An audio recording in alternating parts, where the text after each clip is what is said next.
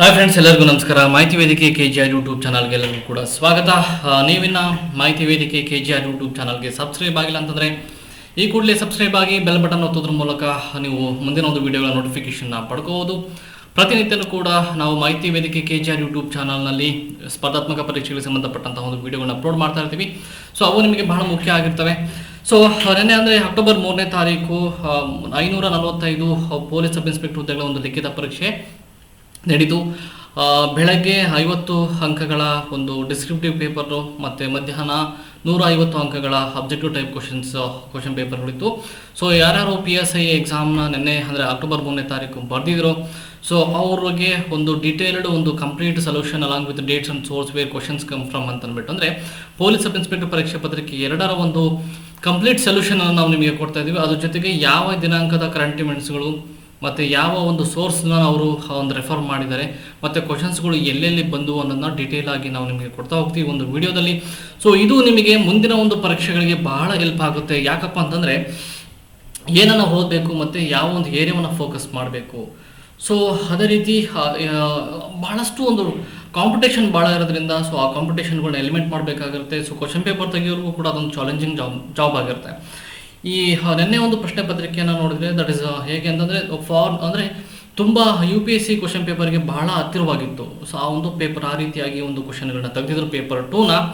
So ನೋಡೋಣ ಯಾವ್ಯಾವ ಒಂದು ಪ್ರಶ್ನೆಗಳು ಯಾವ್ಯಾವ ದಿನಾಂಕದ ಪ್ರಶ್ನೆ ಒಂದು ಪೇಪರ್ಗೆ ಅಂದರೆ ನ್ಯೂಸ್ ಪೇಪರ್ನಲ್ಲಿ ಬಂದಿತ್ತು ಅಥವಾ ಗೌರ್ಮೆಂಟ್ ವೆಬ್ಸೈಟಿಂದ ತೆಗೆದಿದ್ರು ಅಥವಾ ಯಾವುದಾದ್ರೂ ಒಂದು ಬುಕ್ಸ್ನ ರೆಫರ್ ಮಾಡಿ ಯಾವ್ಯಾವ ಬುಕ್ಸ್ನ ರೆಫರ್ ಮಾಡಿ ತೆಗೆದಿರೋ ಅಂತಂದ್ಬಿಟ್ಟು ಕಂಪ್ಲೀಟ್ ಸೊಲ್ಯೂಷನ್ ಇದೆ. ಸೊ ವಿಡಿಯೋನ ನೋಡ್ತಾ ಇರುವಾಗ ನೀವು ಒಂದು ಸಬ್ಸ್ಕ್ರೈಬ್ ಮಾಡ್ಕೊಳ್ಳಿ ನಮ್ಮ ಒಂದು ಚಾನಲ್ಗೆ. ಸೊ ಪ್ರತಿನಿತ್ಯನೂ ಕೂಡ ನಾವು ನಿಮಗೆ ಒಂದು ವಿಡಿಯೋನ ಅಪ್ಲೋಡ್ ಮಾಡ್ತಾ ಇರ್ತೀವಿ ಪಿಕ್ಚರ್ ಆ ವಿಭಾಗಿಯೇ. ಸೊ ನಾವು ನಿಮಗೆ ಹೊಸ ಒಂದು ರೀತಿಯಾದಂಥ ವಿಡಿಯೋಗಳನ್ನ ಅಪ್ಲೋಡ್ ಮಾಡ್ತಾ ಇರ್ತೀವಿ. ಸೊ ಈಗ ನಾವು ಹೋಗೋಣ ಕ್ವಶನ್ ಪೇಪರ್ ಸಾಲ್ವ್ ಮಾಡಲಿಕ್ಕೆ. ಸೊ ಮೊದಲನೇ ಕ್ವಶನ್ ನೋಡೋದಾದರೆ, ಟೋಕಿಯೋ ಪ್ಯಾರಾ ಒಲಿಂಪಿಕ್ಸ್ 2020 ಇದಕ್ಕೆ ಭಾರತದ ಧ್ಯೇಯ ಗೀತೆಯನ್ನು ಯಾರು ರಚಿಸಿದರು ಅಂತ ಮುಟ್ಟಿಲಿ ಕೇಳಿದರೆ. ನೋಡಿ, ಎಲ್ಲರೂ ಕೂಡ ಒಲಿಂಪಿಕ್ ಬಗ್ಗೆ ಕಾನ್ಸಂಟ್ರೇಟ್ ಮಾಡಿದ್ರು. ಒಲಿಂಪಿಕ್ಸ್ನಲ್ಲಿ ಯಾರು ಎಷ್ಟು ಗೋಲ್ಡ್ ಮೆಡಲ್ ತೊಗೊಂಡಿದ್ದಾರೆ, ಎಷ್ಟು ಸಿಲ್ವರ್ ಮೆಡಲ್ ತೊಗೊಂಡಿದ್ದಾರೆ, ಅಥವಾ ಎಷ್ಟು ಬ್ರಾಂಜ್ ಬಂದಿದೆ, ಯಾರು ಮೊದಲು ತೊಗೊಂಡಿದ್ರು, ಯಾವ ಒಂದು ಇದಕ್ಕೆ ಬಂದಿದೆ ಅಂತ ಮುಟ್ಟು ಇದ್ರ ಬಗ್ಗೆ ಕಾನ್ಸಂಟ್ರೇಟ್ ಮಾಡಿರ್ತಾರೆ. ಪ್ಯಾರಾ ಒಲಿಂಪಿಕ್ಸ್ ಬಗ್ಗೆ ಅದರಲ್ಲಿ ಯಾರು ಗೋಲ್ಡ್ ಮೆಡಲ್ ತೊಗೊಂಡಿದ್ದಾರೆ, ಯಾರು ಫಸ್ಟ್ ತೊಗೊಂಡಿದ್ದಾರೆ, ಯಾರು ಸಿಲ್ವರ್ ತೊಗೊಂಡಿದ್ದಾರೆ, ಎಷ್ಟು ಪದಕ ಬಂದಿದೆ ಭಾರತಕ್ಕೆ ಅಂತಂದ್ಬಿಟ್ಟು, ಮತ್ತು ಈ ಒಲಿಂಪಿಕ್ಸ್ ಎಲ್ಲಿ ನಡೀತು ಅಂತಂದ್ಬಿಟ್ಟು ಇದನ್ನೆಲ್ಲದೂ ಓದಿರ್ತೀರ. ಸೊ ಅದೇ ರೀತಿ ಇಲ್ಲಿ ಕೇಳಿರೋ ಪ್ರಶ್ನೆ ಏನಪ್ಪ ಅಂತಂದರೆ, ಭಾರತದ ಧ್ಯೇಯ ಗೀತೆಯನ್ನು ಪ್ಯಾರಾ ಒಲಿಂಪಿಕ್ಸ್ಗಾಗಿ ಒಂದು ರಚನೆ ಮಾಡಿದ್ದು ಯಾರು ಅಂತ ಮುಟ್ಟು ಕೇಳಿದ್ದಾರೆ. ಸೊ ಇದ್ರ ಬಗ್ಗೆ ಎಲ್ಲ ಒಂದು ಪ್ರಮುಖವಾದಂತಹ ಒಂದು ನ್ಯೂಸ್ ಪೇಪರ್ ದಿನಪತ್ರಿಕೆಗಳಲ್ಲಿ ಬಂದಿತ್ತು. ಸೊ ಇದಕ್ಕೆ ಸರಿಯಾದ ಉತ್ತರ ಸಂಜೀವ್ ಕುಮಾರ್ ಅಂತಂದ್ಬಿಟ್ಟು, ಇವರು ಕೂಡ ದಿವ್ಯಾಂಗರಾಗಿದ್ದಾರೆ. ಇವರು ಟೋಕಿಯೋ ಪ್ಯಾರಾ ಒಲಿಂಪಿಕ್ಸ್ 2020ಕ್ಕೆ ಒಂದು ಭಾರತದ ಒಂದು ಧ್ಯೇಯ ಗೀತೆಯನ್ನು ರಚನೆ ಮಾಡಿದ್ದಾರೆ ಅಂತ ನಾವು ತಿಳ್ಕೊಬೇಕಾಗುತ್ತೆ. ಸೊ ಇದು ಕರೆಂಟ್ ಇವೆಂಟ್ಸ್ಗೆ ಸಂಬಂಧಪಟ್ಟಂಥ ಪ್ರಶ್ನೆ. ಸೊ ಎರಡನೇ ಪ್ರಶ್ನೆಗೆ ಹೋಗೋಣ. ರಾಷ್ಟ್ರೀಯ ಶಿಕ್ಷಣ ನೀತಿ 2020 ಜಾರಿಗೆ ತಂದ ಭಾರತದ ಮೊದಲ ರಾಜ್ಯ ಯಾವುದು ಅಂತ ಕೇಳಿದ್ದಾರೆ. ಇದು ಆಗಸ್ಟ್ 8ನೇ ತಾರೀಕು 2021 ಎಲ್ಲ ಪ್ರಮುಖ ದಿನಪತ್ರಿಕೆಗಳಲ್ಲಿ ಬಂದಿರತಕ್ಕಂಥ ಒಂದು ವಿಚಾರ. ಸೊ ಎಕ್ಸಾಂಪಲ್ ಆಗಿ Times of India, the Hindu, Prajavani, Vijaya Karnataka ಈ ಥರ ಒಂದು ನ್ಯೂಸ್ ಪೇಪರ್ಗಳಲ್ಲಿ ಬಂದೇ ಇದೆ. ಸೊ ಇದ್ರ ಬಗ್ಗೆ ಆಗಸ್ಟ್ 8ನೇ ತಾರೀಕು 2021. ಸೊ ಇದಕ್ಕೆ ಸರಿಯಾದ ಉತ್ತರ ಯಾವುದಪ್ಪ ಅಂದರೆ ಕರ್ನಾಟಕ. ಸೊ ನೋಡಿ, ನ್ಯೂಸ್ ಪೇಪರ್ನ ಓದುವಾಗ ನೀವೇನು ಮಾಡಬೇಕಂತಂದರೆ ಇವೆಂಟ್ಗಳನ್ನು ನೀವು ಡಿವೈಡ್ ಮಾಡ್ಕೊಂತ ಹೋಗಿ. ಒಂದು ಸ್ಪೋರ್ಟ್ಸ್ಗೆ ಸಂಬಂಧಪಟ್ಟದ್ದು, ಟೆಕ್ನಾಲಜಿಗೆ ಸಂಬಂಧಪಟ್ಟಂಥದ್ದು, ಮತ್ತು ಸೈನ್ಸ್ಗೆ ಸಂಬಂಧಪಟ್ಟದ್ದು, ಹಿಸ್ಟ್ರಿಗೆ ಸಂಬಂಧಪಟ್ಟದ್ದು, ಸಬ್ಜೆಕ್ಟ್ಗೆ ಸಂಬಂಧಪಟ್ಟಂತಹ ಒಂದು ವಿಷಯಗಳನ್ನ ಡಿವೈಡ್ ಮಾಡ್ತಾ ಹೋಗಬೇಕು. ಪರ್ಸನಲ್ ನ್ಯೂಸ್ ಆಗಿರ್ಬೋದು, ಪ್ರಶಸ್ತಿಗಳಾಗಿರ್ಬೋದು, ಬುಕ್ಸಸ್ ನ್ಯೂಸ್ ಆಗಿರ್ಬೋದು, ಇವನ್ನ ನೀವು ಡಿವೈಡ್ ಮಾಡ್ತಾ ನೋಟ್ಸ್ ಮಾಡ್ಕೊತ ಹೋದಾಗ ನಿಮಗೆ ಬಹಳ ಅನುಕೂಲ ಆಗುತ್ತೆ. ಸೊ ಕರೆಂಟ್ ಇವೆಂಟ್ಸ್ನ ನೀವು ಓದ್ತಾ ಇರುವಾಗ, ನ್ಯೂಸ್ ಪೇಪರ್ನ ಓದ್ತಾ ಇರುವಾಗ, ಅಥವಾ ಯಾವುದಾದ್ರೂ ಒಂದು ಮ್ಯಾಗ್ಝಿನ್ನ ಓದ್ತಾ ಇರುವಾಗ. ಸೊ ಮೂರನೇ ಒಂದು ಪ್ರಶ್ನೆಗೆ ಬರೋಣ. ಉಪಗ್ರಹ ಟೆಲಿಫೋನ್ಗಳನ್ನು ಹೊಂದಿರುವ ಭಾರತದ ಮೊದಲ ರಾಷ್ಟ್ರೀಯ ಉದ್ಯಾನವನ ಯಾವುದು? ಇದು ಆಗಸ್ಟ್ 11ನೇ ತಾರೀಕು 2021 ಒಂದು ದಿನಪತ್ರಿಕೆಯಲ್ಲಿ ಬಂದಿರತಕ್ಕಂಥ ಒಂದು ನ್ಯೂಸ್. ಇದು ಮೇಜರ್ ಆಗಿದ್ದ ಹಿಂದೂ ನ್ಯೂಸ್ ಪೇಪರ್ನಲ್ಲಿ ಈ ಒಂದು ಇದ್ರ ಬಗ್ಗೆ ಕೊಟ್ಟಿದ್ದಾರೆ. ಸೊ ಇದಕ್ಕೆ ಸರಿಯಾದ ಉತ್ತರ ಯಾವುದಪ್ಪ ಅಂದರೆ ಅಸ್ಸಾಂನ ಕಾಜಿರಂಗ ರಾಷ್ಟ್ರೀಯ ಉದ್ಯಾನವನ ಇದಕ್ಕೆ ಸರಿಯಾದ ಉತ್ತರ ಆಗಿರುತ್ತೆ. ಯಾವುದು? ಅಸ್ಸಾಂನ ಕಾಜಿರಂಗ ಒಂದು ಉಪಗ್ರಹ ಟೆಲಿಫೋನ್ಗಳನ್ನು ಹೊಂದಿರುವ ಒಂದು ಭಾರತದ ಮೊದಲ ರಾಷ್ಟ್ರೀಯ ಉದ್ಯಾನವನ ಅಂತ ನೀವು ಇಲ್ಲಿ ತಿಳ್ಕೊಬೇಕಾಗತ್ತೆ. ಸೊ ಅದೇ ರೀತಿ ನೋಡಿ, ಸೋನ್ ಚೆರೈ ಬಗ್ಗೆ ಹೇಳಿಕೆಗಳನ್ನು ಗಮನಿಸಿ ಮತ್ತು ಸರಿಯಾದ ಉತ್ತರವನ್ನು ಆರಿಸಿರಿ ಅಂತ ಮುಟ್ಟಿದೆ. ಸೊ ಈ ಮೊದಲನೇ ಒಂದು ಹೇಳಿಕೆ, ಸೋನ್ ಚೆರೈವನ್ನು ನಗರ ಒಂದು ಸ್ವಸಹಾಯ ಗುಂಪು ಉತ್ಪನ್ನಗಳ ಮಾರುಕಟ್ಟೆಗಾಗಿ ಆರಂಭಿಸಲಾಗಿದೆ ಅಂತ ಕೊಟ್ಟಿದ್ದಾರೆ ಒಂದನೇದು. ಎರಡನೇದು, ಇದನ್ನು ವಾಣಿಜ್ಯ ಮತ್ತು ಕೈಗಾರಿಕಾ ಸಚಿವಾಲಯವು ಆರಂಭಿಸಿದೆ. ಆಪ್ಷನ್ 1 ಸರಿನಾ, ಆಪ್ಷನ್ 2 ಸರಿನಾ, ಆಪ್ಷನ್ 1 ಮತ್ತು 2 ಸರಿನಾ, ಆಪ್ಷನ್ 1 ಮತ್ತು 2 ಯಾವುದೂ ಸರಿಯಲ್ಲ. ಸೊ ಇದಕ್ಕೆ ಸರಿಯಾದ ಉತ್ತರ ನೋಡಿ, ಇದನ್ನು ಎಲ್ಲಿಂದ ತೆಗೆದರೆ, ಸೋನ್ Cherai press information bureau PIB ಅಂತಂದ್ಬಿಟ್ಟು ಒಂದು ಸೆಂಟ್ರಲ್ ಗೌರ್ಮೆಂಟ್ ವೆಬ್ಸೈಟ್ ಬರುತ್ತೆ. ಇಂಡಿವಿಜುವಲ್ ಮಿನಿಸ್ಟ್ರಿಯ ಇಂಡಿವಿಜುವಲ್ ಪ್ರೋಗ್ರಾಮ್ಸ್ಗಳಾಗಿರ್ಬೋದು, ಪ್ರಾಜೆಕ್ಟ್ಗಳಾಗಿರ್ಬೋದು ಅಥವಾ ಪ್ಲ್ಯಾನ್ಸ್ಗಳಾಗಿರ್ಬೋದು, ಅಲ್ಲಿ ಆ ಒಂದು ಇನ್ಫಾರ್ಮೇಷನ್ ಆ ಒಂದು ವೆಬ್ಸೈಟಲ್ಲಿ ಆಗ್ತಾ ಇರ್ತಾರೆ. ಸೊ ಆ ಒಂದು ಇನ್ಫಾರ್ಮೇಷನ್ನು ಇದು 13 ಆಗಸ್ಟ್ 2021ರಲ್ಲಿ ಬಂದಿರತಕ್ಕಂಥ ಒಂದು ಸೋಂಚರ. ಇದು ವಸತಿ ಮತ್ತು ನಗರ ವ್ಯವಹಾರಗಳ ಸಚಿವಾಲಯದ ಕಾರ್ಯದರ್ಶಿ ಶ್ರೀ ದುರ್ಗಾ ಶಂಕರ್ ಮಿಶ್ರಾ ಇದು ನಗರ ಸ್ವಸಹಾಯ ಗುಂಪು SHG ಉತ್ಪನ್ನಗಳ ಮಾರುಕಟ್ಟೆಗೆ ಸೋಂಚಿರಾಯ ಅಂತಂದ್ಬಿಟ್ಟು ಒಂದು ಬ್ರ್ಯಾಂಡ್ ಲೋಗೋವನ್ನು ಇದು ಪ್ರಾರಂಭಿಸಿದೆ ಅಂತ ತಿಳ್ಕೊಬೇಕಾಗುತ್ತೆ. ಇದು ವಾಣಿಜ್ಯ ಮತ್ತು ಕೈಗಾರಿಕಾ ಸಚಿವಾಲಯ ಅಲ್ಲ, ಇದು ನೋಡಿ ವಸತಿ ಮತ್ತು ನಗರ ವ್ಯವಹಾರಗಳ ಸಚಿವಾಲಯ ಅಂತಂದ್ಬಿಟ್ಟು ಇಲ್ಲಿ ಬರುತ್ತೆ, ನಿಮಗೆ ತಿಳ್ಕೊಳ್ರಿ. ಸೊ ಹಾಗಾದ್ರೆ ಆಪ್ಷನ್ 2ನ ನೀವು ಎಲಿಮಿನೇಟ್ ಮಾಡಬೇಕಾಗುತ್ತೆ. ಸೋಂಚರ ಈ ನಗರ ಸ್ವಸಹಾಯ ಗುಂಪು ಉತ್ಪನ್ನಗಳ ಮಾರುಕಟ್ಟೆಗೆ ಆಪ್ಷನ್ 1 ಮಾತ್ರ ಸರಿಯಾಗಿರುತ್ತೆ, ಕೇವಲ 1 ಮಾತ್ರ ಸರಿ ಇದೆ ಅಂತ ನೀವು ತಿಳ್ಕೊಬೇಕಾಗುತ್ತೆ. ಹಾಗಾದ್ರೆ ಪ್ರೆಸ್ ಇನ್ಫಾರ್ಮೇಷನ್ ಬ್ಯೂರೋನ ನೀವು ಯಾವಾಗಲೂ ನೋಡ್ತಾ ಇರಿ, ಸೊ ಅದು ನಿಮಗೆ ಸಿಗುತ್ತೆ. ಅದರದ್ದೇ ಆದಂಥ ಒಂದು ಸಪ್ರೇಟ್ ಅಪ್ಲಿಕೇಶನ್ ಇದೆ ಪ್ರೆಸ್ ಇನ್ಫಾರ್ಮೇಷನ್ ಬ್ಯೂರೋ, ಅದನ್ನ ಇನ್ಸ್ಟಾಲ್ ಮಾಡ್ಕೊಂಡು ನೀವು ಮೊಬೈಲ್ ಯೂಸ್ ಮಾಡ್ತಾ ಇದ್ದೀರಿ ಅಂತಂದರೆ ಸೊ ಅದ್ರ ಬಗ್ಗೆ ನೀವು ತಿಳ್ಕೊಬೇಕಾಗುತ್ತೆ. ಸೊ ಮುಂದಿನ ಒಂದು ಪ್ರಶ್ನೆಗೆ ಹೋಗೋದಾದರೆ, ಭಾರತದ ಅತ್ಯುನ್ನತ ಗಿಡಮೂಲಿಕೆ ಉದ್ಯಾನವನ್ನು ಎಲ್ಲಿ ಉದ್ಘಾಟಿಸಲಾಗಿದೆ? ಇದು ಆಗಸ್ಟ್ 23ನೇ ತಾರೀಕು 2021 ಮೇಜರ್ ನ್ಯೂಸ್ ಪೇಪರ್ನಲ್ಲಿ ಬಂದಿದೆ. The times of India, the Hindustan times, the Hindu, so ಇದೇ ರೀತಿಯಾದಂಥ ಹಲವಾರು ದಿನಪತ್ರಿಕೆಗಳಲ್ಲಿ ಬಂದಿದೆ. ಸೊ ಇದಕ್ಕೆ ಸರಿಯಾದ ಉತ್ತರ, ಭಾರತದ ಅತ್ಯುನ್ನತ ಗಿಡಮೂಲಿಕೆ ಉದ್ಯಾನವನ್ನು ಎಲ್ಲಿ ಉದ್ಘಾಟಿಸಲಾಗಿದೆ ಅಂತಂದರೆ ಅದು ಉತ್ತರಾಖಂಡದ ಚಮೋಲಿ ಜಿಲ್ಲೆಯ ಮಾನಾ ಗ್ರಾಮದಲ್ಲಿ ಭಾರತದ ಅತಿ ಎತ್ತರದ ಗಿಡಮೂಲಿಕೆ ಉದ್ಯಾನವನ್ನು ಉದ್ಘಾಟಿಸಲಾಗಿದೆ ಅಂತಂದ್ಬಿಟ್ಟು ಇದಕ್ಕೆ ಸರಿಯಾದ ಉತ್ತರ ಯಾವುದಪ್ಪ ಅಂದರೆ ಉತ್ತರಾಖಂಡ ರಾಜ್ಯ ಚಮೋಲಿ ಜಿಲ್ಲೆ ಮಾನಾ ಅನ್ನೋ ಒಂದು ಗ್ರಾಮ ಇಲ್ಲಿ ಉದ್ಘಾಟಿಸಲಾಗಿದೆ. ಸೊ ಹಾಗಾಗಿ ನಿಮಗೆ ಕಷ್ಟ ಆದರೂ ಪರವಾಗಿಲ್ಲ, ದ ಹಿಂದೂ ನ್ಯೂಸ್ ಪೇಪರ್ನ ಎವ್ರಿಡೇ ನೀವು ನೋಡ್ತಾ ಇರಬೇಕಾಗುತ್ತೆ. ಅದರಲ್ಲಿ ಬಹಳಷ್ಟು ಪ್ರಶ್ನೆಗಳು ಅದರಿಂದಲೇ ನಿಮಗೆ ಬಂದೇ ಬರುತ್ತೆ. ಸೊ ಅದರಿಂದ ಕೇಳ್ತಾರೆ, ದ ಹಿಂದೂ ನ್ಯೂಸ್ ಪೇಪರ್ ನೀವು ಓದಬೇಕಾಗುತ್ತೆ. ಸೊ ಅದೇ ರೀತಿ ಮುಂದಿನ ಒಂದು ಪ್ರಶ್ನೆಗೆ ಹೋದಾಗ, ಮಂತ್ರ ಈ ಪುಸ್ತಕವನ್ನು ಬರೆದವರು ಯಾರು ಅಂತಂದ್ಬಿಟ್ಟು ಕೇಳಿದ್ರೆ ನಿಮಗೆ ಎಲ್ಲರಿಗೂ ಕೂಡ ಗೊತ್ತಿರುತ್ತೆ, ಇದು SL ಭೈರಪ್ಪ ಅಂತಂದ್ಬಿಟ್ಟು ನಿಮಗೆಲ್ಲರಿಗೂ ಕೂಡ ಗೊತ್ತಿದೆ. ಸೊ ಅದೇ ರೀತಿ ಭಾರತದಲ್ಲಿ NGOಗಳು ಸ್ವೀಕರಿಸಿದ ವಿದೇಶಿ ಅನುದಾನವನ್ನು ಯಾರಿಂದ ನಿಯಂತ್ರಿಸಲಾಗುತ್ತದೆ ಅಂತ ಇಲ್ಲಿ ಪ್ರಶ್ನೆ ಇದೆ. ಭಾರತದಲ್ಲಿ NGOಗಳು ಸ್ವೀಕರಿಸಿದ ವಿದೇಶಿ ಅನುದಾನವನ್ನು ಯಾರಿಂದ ನಿಯಂತ್ರಿಸಲಾಗುತ್ತದೆ ಅಂತ ಒಂದು ಪ್ರಶ್ನೆ. ಆಪ್ಷನ್ ಎ ವಿದೇಶಿ ವಿನಿಮಯ ನಿರ್ವಹಣೆ ಕಾಯ್ದೆನಾ, ವಿದೇಶಿ ವಿನಿಮಯ ಕೊಡುಗೆ ಕಾಯ್ದೆನಾ, ವಿದೇಶಿ ಕೊಡುಗೆ ನಿಯಂತ್ರಣ ಕಾಯ್ದೆನಾ ಅಥವಾ ವಿದೇಶಿ ವಿನಿಮಯ ನಿಯಂತ್ರಣ ಕಾಯ್ದೆನಾ ಅಂತಂದ್ಬಿಟ್ಟು.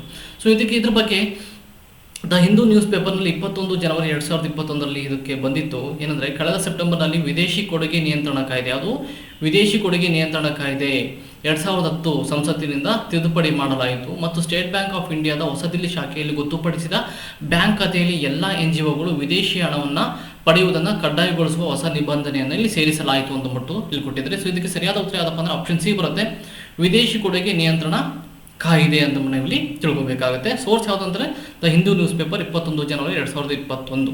ಸೊ ಅದೇ ರೀತಿ ಯಾವ ನೆರೆಯ ರಾಷ್ಟ್ರ ಭಾರತದ ಭೀಮ್ ಯು ಪಿ ಐ ಪಾವತಿ ವ್ಯವಸ್ಥೆನ ಮೊದಲು ಅಳವಡಿಸಿಕೊಂಡಿದೆ ಅಂತ ಕೇಳಿದ್ರೆ ಇದು ಎಲ್ಲ ಒಂದು ಪ್ರಮುಖ ನ್ಯೂಸ್ ಪೇಪರ್ನಲ್ಲಿ ಬಂದಿದೆ. ಪ್ರಜಾವಾಣಿ ಆಗಿರ್ಬೋದು, ವಿಜಯ ಕನ್ನಡ ಆಗಿರ್ಬೋದು, ದ ಹಿಂದೂ ನ್ಯೂಸ್ ಪೇಪರ್ ಆಗಿರ್ಬೋದು, ಟೈಮ್ಸ್ ಆಫ್ ಇಂಡಿಯಾ ಆಗಿರ್ಬೋದು.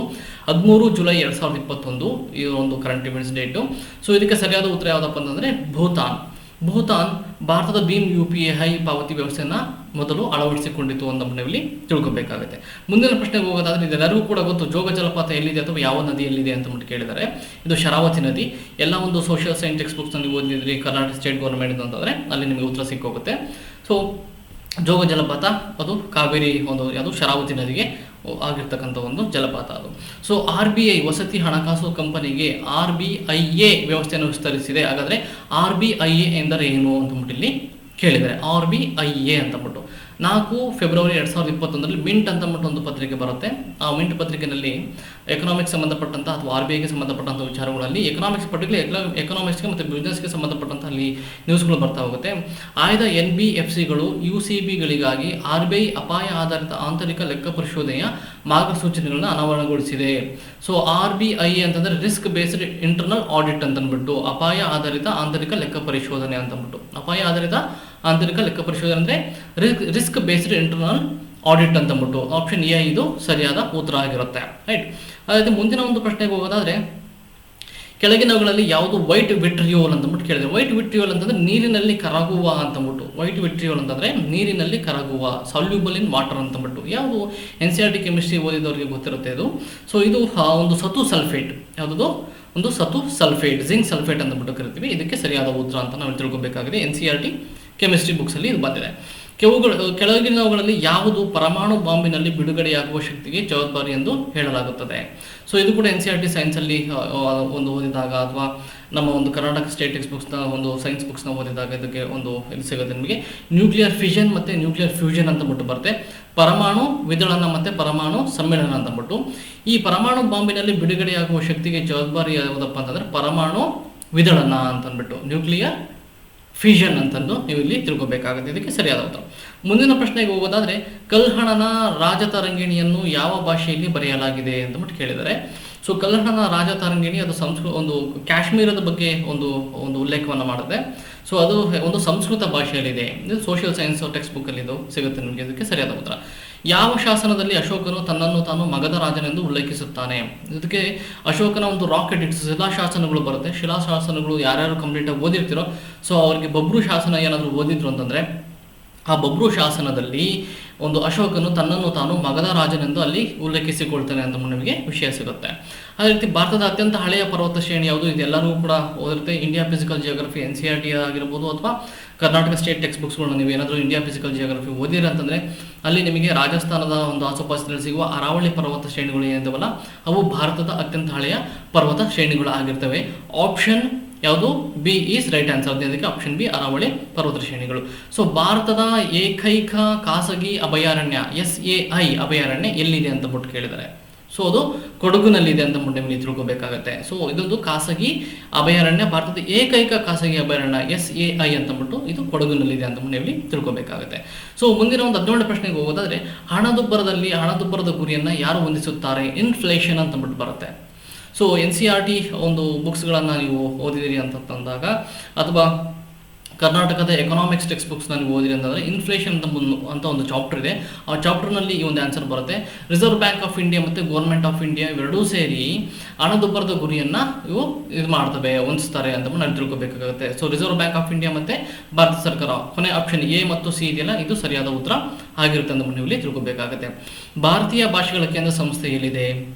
ಇಂಪಾರ್ಟೆಂಟ್ ಇನ್ಸ್ಟಿಟ್ಯೂಷನ್ಸ್ ಅಂತಂದ್ಬಿಟ್ಟು ನೀವು ಚೆಕ್ ಮಾಡಬೇಕಾಗುತ್ತೆ. ಸೊ ಇಂಪಾರ್ಟೆಂಟ್ ಇನ್ಸ್ಟಿಟ್ಯೂಷನ್ಸ್ ಭಾಷೆಗಳ ಕೇಂದ್ರ ಸಂಸ್ಥೆಯಲ್ಲಿದೆ ಅಂದರೆ ಅದು ಮೈಸೂರಿನಲ್ಲಿದೆ. ಸೊ ಇಂಟರ್ನೆಟ್ ಸೋರ್ಸು ಇದು ಸಿಗುತ್ತೆ. ಆಮೇಲೆ ಗ್ರೂಪ್ ವೇರ್ ಅಂತಂದರೆ ಗುಂಪಾಗಿ ಎಲ್ಲರೂ ಕೂಡ ಕೆಲಸವನ್ನು ಮಾಡಲಿಕ್ಕೆ ಅನುಕೂಲ ಮಾಡಿಕೊಡುವ ಒಂದು ಸಾಫ್ಟ್ವೇರ್, ಅದನ್ನು ಗ್ರೂಪ್ ವೇರ್ ಅಂತ ಕರೀತಾರೆ. ಈ ಗ್ರೂಪ್ ವೇರ್ ಅನ್ನೋದೊಂದು ಸಾಫ್ಟ್ವೇರ್ ಆಗಿರುತ್ತೆ. ಸೊ ಇದಕ್ಕೆ ಸರಿಯಾದ ಉತ್ತರ. ಅದೇ ರೀತಿ ತೊಗಲು ಗೊಂಬೆಯಾಟ ಇದು ಏನು ಅಂತ ಕೇಳಿದರೆ, ಬೊಂಬೆಯಾಟನ, ಜಾನಪದ ನೃತ್ಯನ, ಚಿತ್ರಕಲೆನ, ಭಿತ್ತಿ ಚಿತ್ರ ಅಂತಬಿಟ್ಟು. ಸೊ ಬೊಂಬೆಯಾಟ ಅಲ್ಲೇ ನಿಮಗೆ ಉತ್ತರದಲ್ಲಿ ಅದು ಪ್ರಶ್ನೆಯಲ್ಲೇ ಉತ್ತರ ಇದೆ, ಅದೊಂದು ಬೊಂಬೆಗಳ ಆಟ, ಬೊಂಬೆಯಾಟ ಅಂತ ನೀವು ಇಲ್ಲಿ ತಿಳ್ಕೊಬೇಕಾಗುತ್ತೆ. ಇದು ಪಾಯಿಂಟ್. ಸೊ ಕೆಳಗಿನ ರಿಟ್ಗಳಲ್ಲಿ ಯಾವುದು ಅಧೀನ ನ್ಯಾಯಾಲಯಗಳ ಕಾರ್ಯನಿರ್ವಹಣೆಯನ್ನು ಪರಿಶೀಲಿಸುತ್ತದೆ? ಸೊ ಇಂಡಿಯನ್ ಕಾನ್ಸ್ಟಿಟ್ಯೂಷನ್, ಭಾರತದ ಸಂವಿಧಾನ, ಸೊ ಮೂಲಭೂತ ಹಕ್ಕುಗಳು, ಆರ್ಟಿಕಲ್ 32 ನೀವು ಏನಾದರೂ ಓದಿದಾಗ ಅಲ್ಲಿ ನಿಮಗೆ ರೀತಿಯಾದಂಥ ಒಂದು ರಿಟ್ಗಳು ಬರುತ್ತೆ, 5 ರೀತಿಯಾದಂಥ ಒಂದು ರಿಟ್ಗಳು. ಸೊ ಆ ರಿಟ್ನಲ್ಲಿ ಸರ್ಶಿಯೋರರಿ ಅಂತಂದ್ಬಿಟ್ಟು ಒಂದು ರಿಟ್ ಬರುತ್ತೆ. ಆ ಸರ್ಶಿಯೋರರಿನೇ ಏನು ಹೇಳುತ್ತೆ ಅಂತಂದರೆ, ಅಧೀನ ನ್ಯಾಯಾಲಯಗಳ ಒಂದು ಕಾರ್ಯನಿರ್ವಹಣೆಯನ್ನು ಪರಿಶೀಲಿಸುತ್ತದೆ. ಯಾವುದಾದ್ರೂ ಒಂದು ಬುಕ್ನ ರೆಫರ್ ಮಾಡ್ತಾ ಇದ್ದೀರಿ ಅಂತಂದರೆ ಇಂಡಿಯನ್ ಕಾನ್ಸ್ಟಿಟ್ಯೂಷನ್ನ ಎಲ್ಲ ಒಂದು ಬುಕ್ಸಲ್ಲೂ ಕೂಡ ಈ ಒಂದು ರಿಟ್ ಬಗ್ಗೆ ಉಲ್ಲೇಖ ಇದ್ದಿರುತ್ತೆ. ಸೊ ಇದಕ್ಕೆ ಸರಿಯಾದ ಉತ್ತರ ಸರ್ಶಿಯೋರರಿ ಅಂತ ನೀವು ಇಲ್ಲಿ ತಿಳ್ಕೊಬೇಕಾಗುತ್ತೆ. ಮುಂದಿನ ಒಂದು ಪ್ರಶ್ನೆ, ಆಫ್ರಿಕಾದ ಪರ್ಯಾಯ ದ್ವೀಪ ಈ ಪ್ರದೇಶಗಳನ್ನು ಒಳಗೊಂಡಿದೆ ಅಂತಂದ್ಬಿಟ್ಟು. Map based question, this is map based questions ಅಂದರೆ ಅಟ್ಲಾಸ್ಗಳನ್ನು ನೀವು ಜಿಯೋಗ್ರಫಿನ ಓದುವಾಗ ಅಟ್ಲಾಸನ್ನು ನೀವು ನೋಡ್ತಾ ಇದ್ರಿ ಅಂತಂದಾಗ ಇಲ್ಲಿ ಸಿಗುತ್ತೆ ನಿಮಗೆ. ಆಫ್ರಿಕಾದ ಪರ್ಯಾಯ ದ್ವೀಪ ಹಾರ್ನ್ ಈ ಪ್ರದೇಶವನ್ನು ಒಳಗೊಂಡಿದೆ ಅಂತಂದ್ಬಿಟ್ಟು. ನೋಡಿ, ಜಿಬೌಟಿ, ಎರಿಟ್ರಿಯಾ, ಇಥೋಪಿಯಾ ಮತ್ತು ಸೋಮಾಲಿಯಾ 4 ದೇಶಗಳು. ಸೊ ಇಲ್ಲಿ ಏನಿದೆ, ಕೆನ್ಯಾ ಇಲ್ಲ, ನೆನ್ಪಿಟ್ಕೊಳ್ರಿ. 1, 2 ಮತ್ತು 4 ಸರಿಯಾದ ಉತ್ತರ. ಇದು ಜಿಬೌಟಿ, ಸೋಮಾಲಿಯಾ ಮತ್ತು ಎರಿಟ್ರಿಯಾ, ಕೆನ್ಯಾ ಇಲ್ಲ. ಸೊ ಹಾಗಾಗಿ ನಿಮಗೆ ಆಪ್ಷನ್ ಯಾವುದು ಹೋಗುತ್ತೆ? 1, 2 ಮತ್ತು 4, option C is the right answer. ಇದು ಮ್ಯಾಪ್ ಬೇಸ್ಡ್ ಕ್ವಶನ್. ಅದೇ ರೀತಿ LD ಬೋಲ್ಡ್ ಯೋಜನೆ ಬಗ್ಗೆ ಕೆಳಗಿನ ಹೇಳಿಕೆಗಳನ್ನು ಗಮನಿಸಿ ಮತ್ತು ಸರಿಯಾದ ಉತ್ತರವನ್ನು ಆಯ್ಕೆ ಮಾಡಿ ಅಂತಂದ್ಬಿಟ್ಟು. ಇದು ಪ್ರೆಸ್ ಇನ್ಫಾರ್ಮೇಷನ್ ಬ್ಯೂರೋ ನೀವು ಅನಲೈಸ್ ಮಾಡಿದ್ರಿ ಅಂತಂದರೆ ಇಲ್ಲಿ ನಿಮಗೆ ಸಿಗುತ್ತೆ ಪ್ರೆಸ್ ಇನ್ಫಾರ್ಮೇಷನ್ ಬ್ಯೂರೋ. ಈ ಬೋಲ್ಡ್ ಬಗ್ಗೆ ಹೇಳೋದಾದರೆ, ಬೋಲ್ಡ್ ಯೋಜನೆಯನ್ನು ಖಾದಿ ಮತ್ತು ಗ್ರಾಮೋದ್ಯೋಗ ಒಂದು ಆಯೋಗ ಇದನ್ನು ಆರಂಭಿಸಿದೆ. ಇದು ಸರಿಯಾದ ಉತ್ತರ. ಇದು ಸರಿಯಾದ ಉತ್ತರ, ಆಪ್ಷನ್ 1 ಸರಿ ಇದೆ. ಎರಡನೇದು, ಇದು ಶುಷ್ಕ ಮತ್ತು ಅರೆಒಣ ಭೂಮಿ ವಲಯಗಳಲ್ಲಿ ಬಿದಿರು ಆಧಾರಿತ ಹಸಿರು ತೇಪೆಗಳನ್ನು ಸೃಷ್ಟಿಸುವ ಗುರಿಯನ್ನು ಹೊಂದಿದೆ. ಇದು ಕೂಡ ಸರಿಯಾದ ಉತ್ತರ. ಆಪ್ಷನ್ 1 ಮತ್ತು 2 ಹೇಳಿಕೆಗಳು ಸರಿಯಾದಿದೆ ಅಂತ ಇದಕ್ಕೆ ಸರಿಯಾದ ಉತ್ತರ. ಅದೇ 24ನೇ ಪ್ರಶ್ನೆಗೆ ಹೋಗೋದಾದರೆ, ಏಷ್ಯಾ ಆರ್ಥಿಕ ಸಂವಾದ, ಏಷ್ಯಾ ಎಕನಾಮಿಕ್ ಡೈಲಾಗ್ 23/2/2021 ಫೆಬ್ರವರಿನಲ್ಲಿ ಬಂದಿರತಕ್ಕಂಥ ಎಲ್ಲ ಮೇಜರ್ ನ್ಯೂಸ್ ಪೇಪರ್ನಲ್ಲಿ ಬಂದಿರತಕ್ಕಂಥ ಒಂದು ಇದು ಕರೆಂಟ್ ಇವೆಂಟ್ ಆಗಿರುತ್ತೆ. ಸೊ ಇದರ ಹೇಳಿಕೆಗಳನ್ನು ನೋಡೋಣ. ಇದು ವಾಣಿಜ್ಯ ಮತ್ತು ಕೈಗಾರಿಕಾ ಸಚಿವಾಲಯದ ಪ್ರಮುಖ ಭೂ ಅರ್ಥಶಾಸ್ತ್ರ ಸಮ್ಮೇಳನವಾಗಿದೆ. ಸರಿಯಾದ ಉತ್ತರ. ಹೌದು, ಇದು ಭೂ ಅರ್ಥಶಾಸ್ತ್ರ ಸಮ್ಮೇಳನವಾಗಿದೆ ಅಂತ ಸರಿಯಾದ ಉತ್ತರ. ಸೊ ಅದೇ ರೀತಿ ಎರಡನೇದಕ್ಕೆ, ಏಷ್ಯಾ ಆರ್ಥಿಕ ಸಂವಾದವು ಏಷ್ಯಾ ಮತ್ತು ಅದರ ವಿಸ್ತೃತ ನೆರೆಹೊರೆಯದಲ್ಲಿ ವ್ಯಾಪಾರ ಮತ್ತು ಹಣಕಾಸಿನ ಕ್ರಿಯಾಶೀಲತೆಯ ಮೇಲೆ ಕೇಂದ್ರೀಕರಿಸಿರುತ್ತದೆ. ಹೌದು, ಸರಿ. ಆಪ್ಷನ್ 1 ಮತ್ತು 2 ಕೂಡ ಸರಿ ಇದೆ ಅಂತ ನಾವು ತಿಳ್ಕೊಬೇಕಾಗುತ್ತೆ. ಸೊ ಅದೇ ರೀತಿ ರಾಷ್ಟ್ರೀಯ ಕೈಮಗ್ಗ ದಿನವನ್ನು ಯಾವಾಗ ಆಚರಿಸಲಾಗುತ್ತದೆ? ಸೊ ಈ ಥರ ಒಂದು ವಿಶೇಷ ದಿನಗಳ ಬಗ್ಗೆ ಪ್ರಶ್ನೆಗಳನ್ನ ಯೂಶಲಿ ಕೇಳ್ತಾರೆ ಎಲ್ಲ ಎಕ್ಸಾಮ್ನಲ್ಲೂ ಕೂಡ. ಸೊ ಇದಕ್ಕೆ ಸರಿಯಾದ ಉತ್ತರ ಆಗಸ್ಟ್ 7. ಸೊ ಇದು ಜನರಲ್ ಆಗಿ ನಾವು ತಿಳ್ಕೊಬೇಕಾಗತ್ತೆ. ಸೊ ಅದೇ ರೀತಿ ಸುತ್ತಪಥ ಓಟ ಮತ್ತು ಬಯಲು ಕ್ರೀಡೆ ಆಟಗಳಲ್ಲಿ ಭಾರತದ ಮೊದಲ ಸುವರ್ಣ ಪದಕವು ಯಾವುದರಲ್ಲಿ ದೊರಕಿತು ಅಂತಂದ್ಬಿಟ್ಟು ನೋಡಿ, ಇಲ್ಲಿ ಪರ್ಟಿಕ್ಯುಲರ್ ಡೇಟನ್ನು ಕೊಟ್ಟಿಲ್ಲ. ಸುತ್ತಪಥ ಓಟ ಮತ್ತು ಬಯಲು ಕ್ರೀಡೆ ಆಟಗಳಲ್ಲಿ ಭಾರತದ ಮೊದಲ ಸುವರ್ಣ ಪದಕವು ಯಾವುದರಲ್ಲಿ ದೊರಕಿತು ಅಂದ್ಬಿಟ್ಟು ಕೇಳಿದ್ದಾರೆ. ಇಲ್ಲಿ ಪರ್ಟಿಕ್ಯುಲರ್ ಡೇಟ್ ಕೇಳಿಲ್ಲ. ಸೊ ಅಂದರೆ ಈ ಜಾವಲಿನ್ ETS ಇದೆಯಲ್ಲ, ಅಭಿನವ್ ಬಿಂದ್ರಾ ಅವರ ಒಂದು ಗೋಲ್ಡ್ ಮೆಡಲ್ ತೆಗೆದುಕೊಂಡಲ್ಲ, ಅದೇ ಮೊದಲ ಬಾರಿಗೆ ಸುತ್ತಪಥ ಓಟ ಮತ್ತು ಬಯಲು ಕ್ರೀಡೆ ಆಟಗಳಲ್ಲಿ ಮೊದಲ ಒಂದು ಸ್ವರ್ಣ ಪದಕವನ್ನು ಪಡೆದಂಥ ಒಂದು ಇದಾಗಿದೆ. ಸೊ ಸರಿಯಾದ ಉತ್ತರ ಜಾವಲಿನ್ ETS ಅಂತ ನೀವು ತಿಳ್ಕೊಬೇಕಾಗುತ್ತೆ. ಅದೇ ರೀತಿ ಅಂಡಮಾನ್ ಮತ್ತು ನಿಕೋಬಾರ್ ದ್ವೀಪಗಳ ಕೆಳಗೆ ಕಂಡುಬರುವ ಒಂದು ಬುಡಕಟ್ಟುಗಳು ಟ್ರೈಬಲ್ಸ್, ಸೊ ಯಾವ್ಯಾವ ಬರ್ತಾರೆ ಅಂತಂದ್ಬಿಟ್ಟು ಗ್ರೇಟ್ ಅಂಡಮಾನ್ ನಿಕೋಬಾರಲ್ಲಿ ಗ್ರೇಟ್ ಅಂಡಮಾನಿಸ್ ಅಂತ ಬರ್ತಾರೆ, ಓಂಗ್ ಅಂತ ಬರ್ತಾರೆ, ಜರಾವಾ ಮತ್ತು ಸೆಂಟಿನೆಲ್ಲೀಸ್ ಅಂತಂದ್ಬಿಟ್ಟು 4 ರೀತಿಯಾದಂಥ ಒಂದು ಬುಡಕಟ್ಟು ಜನಾಂಗಗಳು ಅಂಡಮಾನ್ ಮತ್ತು ನಿಕೋಬಾರ್ ದ್ವೀಪಗಳಲ್ಲಿ ಕಂಡು ಬರುತ್ತೆ. ಸೊ ಇಲ್ಲಿ ಆಪ್ಷನ್ಗೆ ಹೋದಾಗ 1 ಮತ್ತು ಇನ್ನೊಂದು ಯಾವುದು ಜರಾವಾ 3, 1 ಮತ್ತು 3 ಸರಿಯಾದ ಉತ್ತರ ಅಂದರೆ option A is the right answer ನೀವು ತಿಳ್ಕೊಬೇಕಾಗುತ್ತೆ. ಸೊ ಗಾಳಿ ಕ್ರಿಯೆಯಿಂದ ರೂಪುಗೊಂಡ ಸರೋವರವನ್ನು ಎಂದು ಕರೆಯುತ್ತಾರೆ? ಸೊ ಗಾಳಿಯ ಒಂದು ಕ್ರಿಯೆಯಿಂದ ರೂಪುಗೊಂಡ ಸರೋವರವನ್ನು ಎಯೋಲಿಯನ್ ಅಂತಂದ್ಬಿಟ್ಟು ಕರೀತಾರೆ. ಅಂತಂದ್ರೆ ಎಯೋಲಿಯನ್ ಅಂತಂದ್ಬಿಟ್ಟು ಕರೀತಾರೆ ಅಂತಂದ್ಬಿಟ್ಟು ನೀವು ಇಲ್ಲಿ ತಿಳ್ಕೊಬೇಕಾಗತ್ತೆ. ಸೊ ಅದೇ ರೀತಿ ಭಾರತದ ನೈಋತ್ಯ ಮಾನ್ಸೂನ್ಗಳಿಗೆ ಹೋಲಿಸಿದಾದರೆ ಭಾರತದ ನೈಋತ್ಯ ಮಾನ್ಸೂನ್ ಬಗ್ಗೆ ಕೆಳಗಿನ ಹೇಳಿಕೆಗಳನ್ನು ಗಮನಿಸಿ ಮತ್ತು ಸರಿಯಾದ ಉತ್ತರವನ್ನು ಆಯ್ಕೆ ಮಾಡಿ ಅಂದ್ಬಿಟ್ಟು ಕೇಳಿದ್ದಾರೆ. ಸೊ ನೈಋತ್ಯ ಮುಂಗಾರು 2 ಶಾಖೆಗಳಲ್ಲಿ ಭಾರತೀಯ ಭೂ ಸಮೂಹವನ್ನು ತಲುಪುತ್ತದೆ, ಅರಬ್ಬಿ ಸಮುದ್ರದ ಶಾಖೆ ಮತ್ತು ಬಂಗಾಳಕೊಲ್ಲಿ ಶಾಖೆ ಅಂತಂದ್ಬಿಟ್ಟು. ಹೌದು, ಒಂದು ಮಾನ್ಸೂನ್ ಬಂದ ತಕ್ಷಣ ಅದು 2 ರೀತಿಯಾಗಿ ಡಿವೈಡ್ ಆಗುತ್ತೆ. ಒಂದು ಬಂಗಾಳಕೊಲ್ಲಿಗೆ ಒಂದು ಹೋಗುತ್ತೆ, ಇನ್ನೊಂದು ಅರಬ್ಬಿ ಸಮುದ್ರಕ್ಕೆ ಒಂದು ಹೋಗುತ್ತಿದೆ. ಸರಿಯಾದ ಉತ್ತರ. ಇದು ಮಳೆಯಲ್ಲಿ ವಿರಾಮಗಳನ್ನು ಹೊಂದುವ ಪ್ರವೃತ್ತಿಯನ್ನು ಹೊಂದಿದೆ. ಹೌದು, ಇಲ್ಲಿ ಬ್ರೇಕ್ಸ್ ಇದೆ, ವಿರಾಮವನ್ನು ಹೊಂದಿದೆ, ಇದು ಬ್ರೇಕ್ಸ್ ಇದೆ, ಸರಿಯಾದ ಉತ್ತರ. ಸೊ ಅದೇ ರೀತಿ ನೈಋತ್ಯ ಮಾನ್ಸೂನ್ ಹಿಮ್ಮೆಟ್ಟದೆ ಕಾಯಂ ಪಟ್ಟಿಗಳು ಅಂದರೆ ವಿಂಡ್ ಬೆಲ್ಟ್ಗಳು ದಕ್ಷಿಣಕ್ಕೆ ಚಲಿಸುವ ಆರಂಭಿಸಿದಾಗ. ಹೌದು, ದಕ್ಷಿಣಕ್ಕೆ ಬೆಲ್ಟ್ಗಳು ಮತ್ತೆ ಬಂದ ಅಂತಂದಾಗ ನೈಋತ್ಯ ಮಾನ್ಸೂನ್ ರಿಟ್ರೀಟ್ ಆಗುತ್ತೆ. ಸೊ ಯಾರು ಜಿಯೋಗ್ರಫಿ ಒಂದು ಮಾನ್ಸೂನ್ ಚಾಪ್ಟರ್ನ ಓದಿರ್ತೀರ NCERT ಒಳಗಡೆ, ಸೊ ಅವಾಗ ನಿಮಗೆ ಕಂಪ್ಲೀಟ್ ಇನ್ಫಾರ್ಮೇಷನ್ ಸಿಗುತ್ತೆ ಅದ್ರ ಬಗ್ಗೆ. ಸೊ 1, 2, 3 ಕೂಡ ಸರಿಯಾಗಿದೆ ಅಂತ ಇಲ್ಲಿ ತಿಳ್ಕೊಬೇಕಾಗುತ್ತೆ. ಅದೇ ರೀತಿ ಗುಪ್ತ ಚಲಾವಣೆ ಅಂದರೆ ಕ್ರಿಪ್ಟೋ ಕರೆನ್ಸೀಸ್ ಬಗ್ಗೆ ಒಂದು ಪ್ರಶ್ನೆಯನ್ನು ಕೇಳಿದ್ರೆ ಅದು ಭಾಳ ನ್ಯೂಸಲ್ಲಿತ್ತು. ಸೊ ಗುಪ್ತ ಚಲಾವಣೆ ನೋಟು ನಾಣ್ಯಗಳ ನಿಷೇಧಕ್ಕೆ ಕೆಳಗಿನ ಯಾವ ಸಮಿತಿ ಶಿಫಾರಸು ಮಾಡಿದೆ ಅಂತಂದ್ಬಿಟ್ಟು ಫೆಬ್ರವರಿ 9, 2021ರಲ್ಲಿ ಬಂದಿರತಕ್ಕಂಥ ಒಂದು ನ್ಯೂಸ್ ಇದು. ಸೊ ಎಕನಾಮಿಕ್ ಟೈಮ್ಸ್ ಮತ್ತು ಪ್ರಜಾವಾಣಿಯಲ್ಲೆಲ್ಲ ಬಂದಿದೆ ಇದು. ಸೊ ಸುಭಾಷ್ ಚಂದ್ರ ಗಾರ್ಗ್ ಸಮಿತಿ ಈ ಒಂದು ಕ್ರಿಪ್ಟೋ ಕರೆನ್ಸಿಗಳನ್ನು ಭಾರತದಲ್ಲಿ ನಿಷೇಧಿಸಬೇಕು ಅಂತಂದ್ಬಿಟ್ಟು ಒಂದು ರೆಕಮೆಂಡೇಶನ್ನ ಒಂದು ಫಿನಾನ್ಸ್ ಮಿನಿಸ್ಟ್ರಿಗೆ ಮಾಡಿರ್ತಾರೆ. ಇವರು ಯಾರು? ಸುಭಾಷ್ ಚಂದ್ರ ಗಾರ್ಗ್ ಸಮಿತಿ ಅಂತ ನೀವು ಇಲ್ಲಿ ತಿಳ್ಕೊಬೇಕಾಗುತ್ತೆ. ಸೊ ಅದೇ ರೀತಿ ಇತ್ತೀಚೆಗೆ ಯಾವ ರಾಜ್ಯ ಸರ್ಕಾರ 2021ರಿಂದ 2030ಕ್ಕಾಗಿ ಹೊಸ ಜನಸಂಖ್ಯಾ ನೀತಿಯನ್ನು ಘೋಷಿಸಿತು ಅಂದ್ಬಿಟ್ಟು ನೋಡಿ, ಇಲ್ಲಿ 2011ರ ಒಂದು ಏನಂದರೆ ಸೆನ್ಸಸ್ ಮುಗೀತು, ಈಗ ಹೊಸ ಸೆನ್ಸಸ್ ಬರೋ ಒಂದು ಇದಿದೆ. ಸೊ ಅದನ್ನು ಆ ಒಂದು ಥೀಮನ್ನು ಇಟ್ಟುಕೊಂಡು ಈ ಒಂದು ಪ್ರಶ್ನೆಯನ್ನು ಕೇಳಿದರೆ ಮತ್ತು ಅದು ಕರೆಂಟ್ ನ್ಯೂಸಲ್ಲೂ ಕೂಡ ಇತ್ತು. ಇತ್ತೀಚೆಗೆ ಯಾವ ರಾಜ್ಯ ಸರ್ಕಾರ 2021, 2030ಕ್ಕಾಗಿ ಹೊಸ ಜನಸಂಖ್ಯಾ ನೀತಿಯನ್ನು ಘೋಷಿಸಿತು ಅಂತಂದ್ಬಿಟ್ಟು ಇದು 11 ಜುಲೈ 2021 ಎಲ್ಲ ಒಂದು ನ್ಯೂಸ್ ಪೇಪರ್ನಲ್ಲೂ ಕೂಡ ಇದು ಬಂದಿದೆ. ಈ ಒಂದು ಕರೆಂಟ್ ಇವೆಂಟ್ಸು ಯಾವುದಪ್ಪ ಅಂದರೆ ಉತ್ತರ ಪ್ರದೇಶ ಅಂತ ನೀವು ತಿಳ್ಕೊಬೇಕಾಗುತ್ತೆ. ಅದೇ ರೀತಿ ಡೆಕ್ಕನ್ ಟ್ರ್ಯಾಪ್ ಬಗ್ಗೆ ಕೆಳಗಿನ ಹೇಳಿಕೆಗಳನ್ನು ಗಮನಿಸಿ ಮತ್ತು ಸರಿಯಾದದನ್ನು ಆಯ್ಕೆ ಮಾಡಿ ಅಂತಂದ್ಬಿಟ್ಟು ಇಲ್ಲಿದೆ.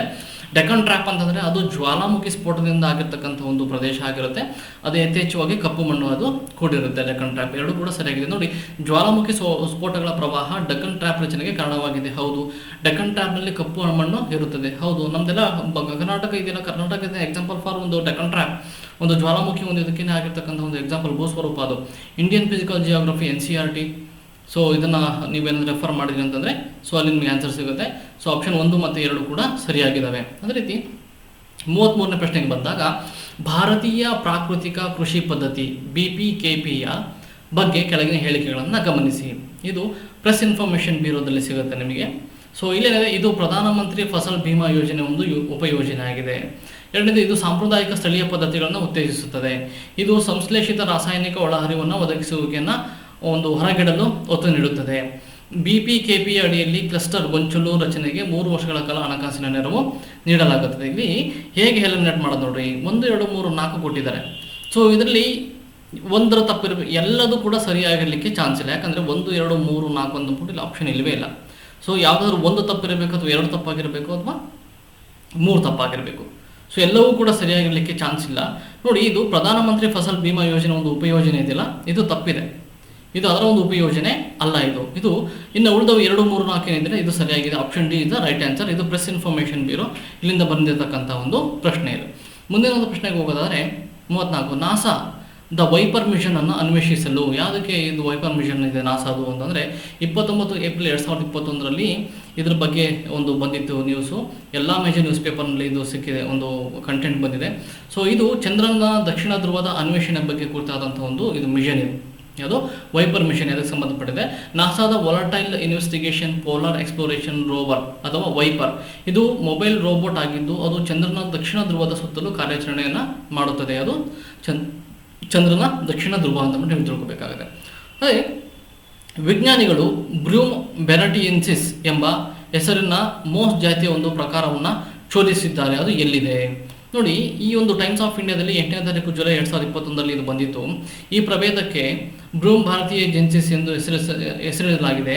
ದೇಶ ಮತ್ತು ಭಾರತದ ಅಂಟಾರ್ಟಿಕ್ ಸ್ಟೇಷನ್ ಭಾರತಿಗೆ ಗೌರವವಾಗಿ ಇದನ್ನು ಹೆಸರಿಸಲಾಗಿದೆ. ಅಂದರೆ ಅಂಟಾರ್ಟಿಕಾದಲ್ಲಿ ಒಂದು ಇರುವಂಥದ್ದು ಇದು, ಅದು ಅಂಟಾರ್ಟಿಕಾದಲ್ಲಿ ಇರತಕ್ಕಂಥ ಒಂದಿದು. ಆಮೇಲೆ ಟು ಡಿಯೋಆಕ್ಸಿ ಡಿ ಗ್ಲುಕೋಸ್ ಈ ಪದವು ಯಾವುದರ ಜೊತೆ ಸಂಬಂಧಿಸಿದೆ ನೋಡಿ. DRDOದವರು ಒಂದು ಕೋವಿಡ್ ರೋಗ ನಿರೋಧಕ ಒಂದು ಇದನ್ನು ಕಂಡುಹಿಡಿದ್ರು. ನೆನಪಿದೆ, ಭಾಳ ನ್ಯೂಸ್ ಇತ್ತು. DRDO DRDO all major news ಪೇಪರಲ್ಲಿ ಬಂದಿದೆ. ಇದು ಕೋವಿಡ್ ವಿರೋಧಿ ಲಸಿಕೆ, ಇದು ಕೋವಿಡ್ ವಿರೋಧಿ ಲಸಿಕೆ ಆಗಿದೆ. ಅದೇ ರೀತಿ ಕೆಳಗಿನ ಹೇಳಿಕೆಗಳನ್ನು ಗಮನಿಸಿ ಮತ್ತು ಸರಿಯಾದ ಉತ್ತರ ಆಯ್ಕೆಯನ್ನು ಮಾಡಿ. ಸೊ ಹೇಳಿಕೆಗಳು ನೋಡೋಣ. ಅಗ್ನಿ-P ಪರಮಾಣು ಸಾಮರ್ಥ್ಯವುಳ್ಳ ಪ್ರಕ್ಷೇಪಣಾ ಬ್ಯಾಲಿಸ್ಟಿಕ್ ಕ್ಷಿಪಣಿ. ಅಗ್ನಿ-P ಏನಿದೆ ಅದು ಪರಮಾಣು ಸಾಮರ್ಥ್ಯವುಳ್ಳ ಪ್ರಕ್ಷೇಪಣಾ ಬ್ಯಾಲಿಸ್ಟಿಕ್ ಕ್ಷಿಪಣಿ. DRDOನಿಂದ ಇದನ್ನು ಪರೀಕ್ಷಿಸಲಾಗಿದೆ. ಇದು 1000ರಿಂದ 2000 ಕಿಲೋಮೀಟರ್ ನಡುವಿನ ಶ್ರೇಣಿಯ ಸಾಮರ್ಥ್ಯದೊಂದಿಗೆ ಡಬ್ಬಿಯಲ್ಲಿರುವ ಕ್ಷಿಪಣಿಯಾಗಿದೆ. ಹೌದು, ಇದೆಲ್ಲ ನ್ಯೂಸ್ ಪೇಪರ್ನಲ್ಲೂ ಬಂದಿತ್ತು. ಸೊ ಇದು ಅಗ್ನಿ-P ಪರಮಾಣು ಸಾಮರ್ಥ್ಯವುಳ್ಳ ಪ್ರಕ್ಷೇಪಣಾ ಬ್ಯಾಲಿಸ್ಟಿಕ್ ಮಿಸೈಲ್ ಆಗಿದೆ. DRDOನಿಂದ ಇದು ಪರೀಕ್ಷಿಸಲಾಗಿದೆ. ಅದೇ ರೀತಿ 1000ರಿಂದ 2000 ಕಿಲೋಮೀಟರ್ ಇದರ ರೇಂಜ್ ಆಗಿದೆ ಅಂತ ಬಿಟ್ಟು 3 ಕೂಡ ಸರಿಯಾಗಿದೆ. ಇದಕ್ಕೆ ಸರಿಯಾದ ಉತ್ತರ option D the right answer. ಕೆಳಗಿನವುಗಳಲ್ಲಿ ಯಾರು ಇತ್ತೀಚೆಗೆ ಫುಕುವೋಕ ಪ್ರಶಸ್ತಿಗೆ ಆಯ್ಕೆ ಮಾಡಲಾಯಿತು ಅಂದ್ಬಿಟ್ಟು 21 ಜೂನ್ 2021 ಆಲ್ ಮೇಜರ್ ನ್ಯೂಸ್ ಪೇಪರ್ನಲ್ಲಿ ಬಂದಿದೆ. ಪತ್ರಕರ್ತ ಪಾಲುಗುಮ್ಮಿ ಅಂದರೆ P ಸಾಯಿನಾಥ್ ಪಾಲುಗುಮ್ಮಿ ಅವರಿಗೆ 2021ಕ್ಕೆ ಫುಕುವೋಕ ಗ್ರ್ಯಾಂಡ್ ಪ್ರಶಸ್ತಿಯನ್ನು ನೀಡಲಾಗಿದೆ ಅಂತ ನಾವು ತಿಳ್ಕೊಬೇಕಾಗುತ್ತೆ. ಜಪಾನ್ನ ಫುಕುವೋಕ ನಗರ ಮತ್ತು ಫುಕುಯೋಕೋ ಸಿಟಿ ಇಂಟರ್ನ್ಯಾಷನಲ್ ಫೌಂಡೇಶನ್ ಸ್ಥಾಪಿಸಿದ ಪ್ರಶಸ್ತಿಯನ್ನು ಏಷ್ಯನ್ ಸಂಸ್ಕೃತಿಯನ್ನು ಕಾಪಾಡುವ ಕೆಲಸಕ್ಕಾಗಿ ವ್ಯಕ್ತಿಗಳು ಮತ್ತು ಸಂಸ್ಥೆಗೆ ಇದನ್ನು ನೀಡಲಾಗುತ್ತೆ ಅಂತ ನಾವಿಲ್ಲಿ ತಿಳ್ಕೊಬೇಕಾಗುತ್ತೆ. P ಸಾಯಿನಾಥ್ ಇದ ರೈಟ್ ಆನ್ಸರ್. ಅದೇ ರೀತಿ ಇವುಗಳಲ್ಲಿ ಯಾರೆಲ್ಲರೂ ಜ್ಞಾನಪೀಠ ಪ್ರಶಸ್ತಿಯನ್ನು ಹೊಂದಿದ್ದಾರೆ. ಕರ್ನಾಟಕದಲ್ಲಿ ಜ್ಞಾನಪೀಠ ಪ್ರಶಸ್ತಿಯನ್ನು ಹೊಂದಿರತಕ್ಕಂಥವ್ರು ಕೆ ಶಿವರಾಮ್ ಕಾರಂತ್ ಹೌದು, ಮಾಸ್ತಿ ವೆಂಕಟೇಶ ಅಯ್ಯಂಗಾರ್ ಹೌದು, ಯು ಆರ್ ಅನಂತಮೂರ್ತಿ ಹೌದು, ಗಿರೀಶ್ ಕಾರ್ನಾಡ್ ಹೌದು, ಚಂದ್ರಶೇಖರ್ ಕಂಬಾರ್ ಹೌದು. ಸೊ 5 ಜನರಿಗೂ ಕೂಡ ಜ್ಞಾನಪೀಠ ಪ್ರಶಸ್ತಿ ಸಿಕ್ಕಿದೆ. ಸೊ 1, 2, 3, 4, 5 ಯಾವುದು ಎಬೋ ಇದೆ ರೈಟ್ ಆನ್ಸರ್. ಅದೇ ರೀತಿ ಕೇಂದ್ರ ಜಾಗೃತ ಆಯೋಗವು ತನ್ನ ವರದಿಯನ್ನು ಯಾರಿಗೆ ಸಲ್ಲಿಸುತ್ತದೆ? ಸೆಂಟ್ರಲ್ ವಿಜಿಲೆನ್ಸ್ ಕಮಿಷನ್ ಅಂತ ಅಂದ್ಬಿಟ್ಟು. ಸೊ ಇದೊಂದು ಕಾನ್ಸ್ಟಿಟ್ಯೂಷನಲ್ ಬಾಡಿ. ಸೊ ಇದು ಯಾರಿಗೆ ತನ್ನ ಒಂದು ವರದಿಯನ್ನು ಸಲ್ಲಿಸುತ್ತೆ ಅಂದರೆ ಭಾರತದ ರಾಷ್ಟ್ರಪತಿಯವರಿಗೆ. So every constitutional body will submit the report to the President of India. ಪ್ರತಿಯೊಂದು ಸಂವಿಧಾನಾತ್ಮಕ ಒಂದು ಏನು ಅಂಗಗಳಿದಾವಲ್ಲ, ಸೊ ಅವೆಲ್ಲರೂ ತಮ್ಮ ವರದಿಯನ್ನು ಭಾರತದ ರಾಷ್ಟ್ರಪತಿಯವರಿಗೆ ಸಬ್ಮಿಟ್ ಮಾಡಬೇಕು ಅಂದ್ಬಿಟ್ಟು ನಾವಿಲ್ಲಿ ಒಂದು ಜನರಲ್ ಆಗಿ ತಿಳ್ಕೊಡ್ರಿ. ಇದಕ್ಕೆ ಸರಿಯಾದ ಉತ್ತರ ಭಾರತದ ರಾಷ್ಟ್ರಪತಿ, ಇಂಡಿಯನ್ ಕಾನ್ಸ್ಟಿಟ್ಯೂಷನ್ ಒಂದು ಪ್ರಶ್ನೆ. ಸೊ ಅದೇ ರೀತಿ ಬಾಲ್ಫೋರ್ ಘೋಷಣೆಯು ಯಾವುದಕ್ಕೆ ಸಂಬಂಧಿಸಿದೆ? 1917ರಲ್ಲಿ ಒಂದು ಘೋಷಣೆ ಆಗುತ್ತೆ, ಬಾಲ್ಫೋರ್ ಘೋಷಣೆ. ಇದು ಪ್ಯಾಲೆಸ್ತೀನ್ಗೆ ಸಂಬಂಧಪಟ್ಟಂಥ. ಇತ್ತೀಚೆಗೆ ಪ್ಯಾಲೆಸ್ತೀನ್ ಸ್ವಲ್ಪ ನ್ಯೂಸಲ್ಲಿತ್ತು. ಸೊ ಅದ್ರ ಬಗ್ಗೆ ಒಂದು ಕೊಟ್ಟಿದ್ದಾರೆ. ಬಾಲ್ಫೋರ್ ಘೋಷಣೆ ಯಾವುದಕ್ಕೆ ಸಂಬಂಧಿಸಿದೆ ಅಂತಂದರೆ ಪ್ಯಾಲೆಸ್ತೀನ್ಗೆ ಸಂಬಂಧಪಟ್ಟಂಥ ಒಂದು ವಿಚಾರ. ಡಾವಿನ್ಸಿ ಪ್ಲಸ್ ಮತ್ತು ವೆರಿಟಸ್ ಈ ಯಾನಗಳು ಯಾವುದಕ್ಕೆ ಸಂಬಂಧಿಸಿದೆ? ನಾಸಾದು ಇದು ಪ್ರಶ್ನೆ. 3 ಜೂನ್ 2021 ದ ಹಿಂದೂ ನ್ಯೂಸ್ ಪೇಪರ್ನಲ್ಲಿ ಬಂದಿರತಕ್ಕಂಥ ಒಂದು ಕರೆಂಟ್ ಇವೆಂಟ್ಸು. ನಾಸಾ ತನ್ನ ಅನ್ವೇಷಣೆಯ ಕಾರ್ಯಕ್ರಮಕ್ಕಾಗಿ ಶುಕ್ರ ಗ್ರಹವನ್ನು ಅನ್ವೇಷಿಸಲು ಡಾವಿನ್ಸಿ ಪ್ಲಸ್ ಮತ್ತು ವೆರಿಟಾಸ್ ಕಾರ್ಯಾಚರಣೆಗಳನ್ನು ಆಯ್ಕೆ ಮಾಡಿದೆ ಅಂತ ನೀವು ತಿಳ್ಕೊಬೇಕಾಗುತ್ತೆ. ಸರಿಯಾದ ಉತ್ತರ ಶುಕ್ರ, ವೀನಸ್ ಗ್ರಹ, ವೀನಸ್ ಪ್ಲಾನೆಟ್ ಅಂತ ನೀವು ನೆನ್ಪಿಟ್ಕೋಬೇಕು, ಶುಕ್ರ ಗ್ರಹ. ಆಮೇಲೆ ತೈಲ ಸೋರಿಕೆಯ ಬಯೋರೆಮಿಡಿಯೇಷನ್ಗಾಗಿ ಜೈವಿಕ ಸುಧಾರಿಸುವಿಕೆಗಾಗಿ ತೈಲ ಜಾಪರ್ ತಂತ್ರಜ್ಞಾನವನ್ನು ಯಾರಿಂದ ಅಭಿವೃದ್ಧಿಪಡಿಸಲಾಗಿದೆ? ಸೊ NCERT ಒಂದು ಟೆಕ್ಸ್ಟ್ ಬುಕ್ಕನ್ನು ನೀವು ಜಿಯಾಗ್ರಫಿಯನ್ನು ಅಥವಾ ಎನ್ವೈರನ್ಮೆಂಟ್ ಆ್ಯಂಡ್ ಎಕಾಲಜಿ ಬುಕ್ಸ್ನ ನೀವು ಓದಿದ್ದೀರಿ ಅಂತಂದರೆ ಪರಿಸರ ಮತ್ತು ಪರಿಸರ ಅಧ್ಯಯನಕ್ಕೆ ಸಂಬಂಧಪಟ್ಟಂಥದ್ದು ಅಲ್ಲಿ ನಿಮಗೆ ಸಿಗುತ್ತೆ. ಟೆರಿ ಇದೆಯಲ್ಲ, ಈ ಒಂದು ಸಂಸ್ಥೆ ಇದಕ್ಕೆ ಒಂದು ತೈಲ ಜಾಪರ್ ತಂತ್ರಜ್ಞಾನವನ್ನು ಅಭಿವೃದ್ಧಿಪಡಿಸಿದೆ ಅಂತ ನೀವು ತಿಳ್ಕೊಬೇಕಾಗುತ್ತೆ. ಅದು ಟೆರಿ.